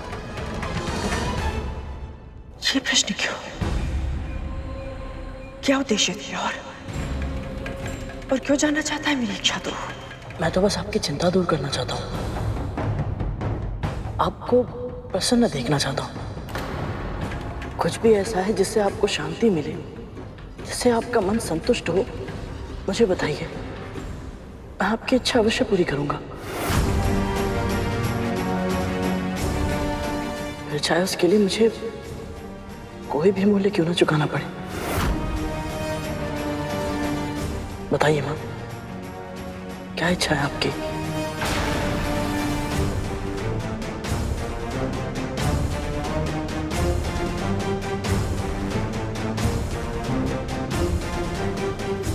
खड़गीन आक्रम में जीता, वीर भोग्या वसुंधरा। मेरे पुत्र सबसे शक्तिशाली हो, स्वर्ग के सिंहासन पर राज करे, अजर अमर हो जाए, और अमृत चाहिए मुझे।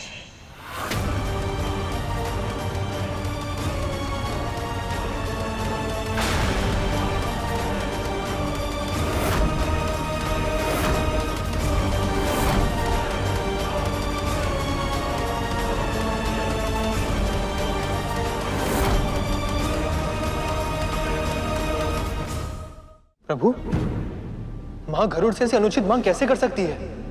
देवराज इंद्र ने इतना समझाया, फिर भी कद्रू समझ क्यों नहीं रही? अपने पुत्रों को मरणासन अवस्था में देखने के बाद भी उसका मन मान क्यों नहीं रहा कि अमृत पर इनके पुत्रों का अधिकार नहीं है?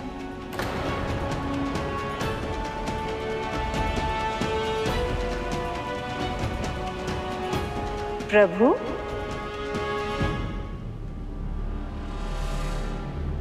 आपने ही कद्रू के मन में अमृत की इच्छा जगाई प्रभु।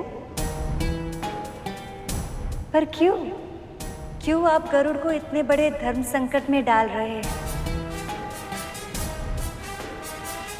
यदि गरुड़ को भविष्य में मेरा वाहन बनना तो सर्वप्रथम उसे धर्म योद्धा बनना होगा।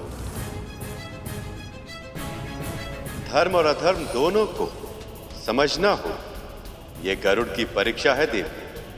अब देखना ये कि वह किसका चुनाव करता है।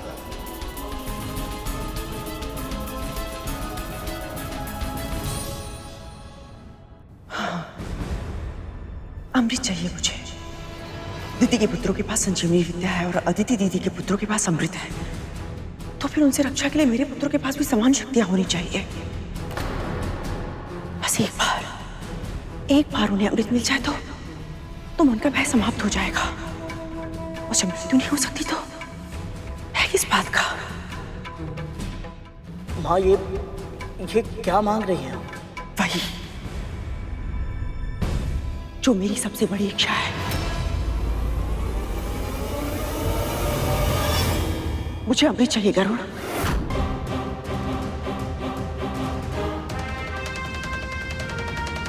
और मुझे विश्वास है कि तू ही ये काम कर सकता है, क्योंकि देवता तुझ पर विश्वास करते हैं।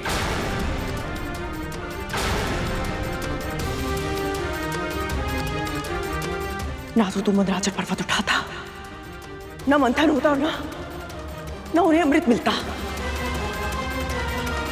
तू अमृत लाके दे मुझे, वो तुझे मना नहीं करेंगे गरुड़। जा अमृत लाके दे मुझे। बस कीजिए महाराज, मैं अमृत नहीं ला सकता। मैं आपको पहले भी कह चुका हूं और फिर से कह रहा हूं कि अमृत किसे मिलेगा किसे नहीं, इसका निर्णय केवल और केवल प्रभु विष्णु ही ले सकते हैं।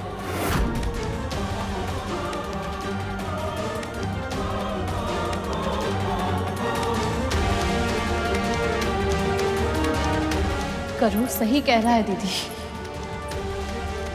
आपकी ये मांग अनुचित है।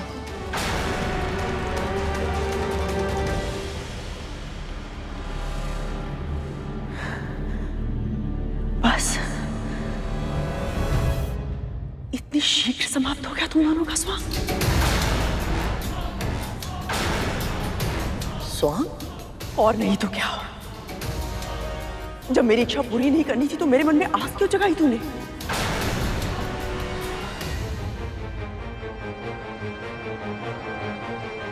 मैं अपनी मांग लेके तेरे पास नहीं गई थी, तू स्वयं आया था मेरे पास। स्मरण है ना तूने क्या कहा था? मां बताइए अपनी इच्छा, मैं आपकी हर इच्छा पूरी करूंगा। और जैसे ही मैंने अपनी इच्छा प्रकट की, मैं मां से महारानी बन गई तेरे लिए। हर बार कोई ना कोई षड्यंत्र करता है तू गरुड़, और आज भी मेरी मां की भावनाओं के साथ खेल रहा है गरुड़। नहीं कालिया भैया, मेरी ऐसी कोई इच्छा नहीं थी। आज तूने शांत जल में कंकड़ मारकर फिर हलचल उत्पन्न की है गरुड़। माँ सदैव तेरे ही कारण हम सबके लिए चिंतित रहती है, लेकिन और नहीं। आज मैं माँ की इस चिंता के कारण को सदैव के लिए समाप्त कर दूंगा।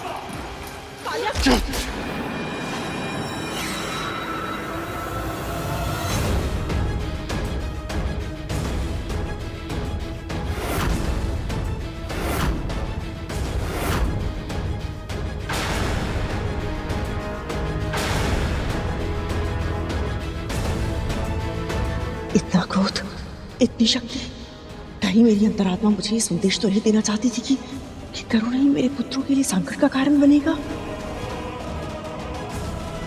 नहीं, मुझे मेरे पुत्रों के लिए अब अमृत लाना ही होगा, भले ही मुझे गरुड़ को और विंता को अपनी दास्ता से मुक्ति का वचन ही क्यों ना देना पड़े।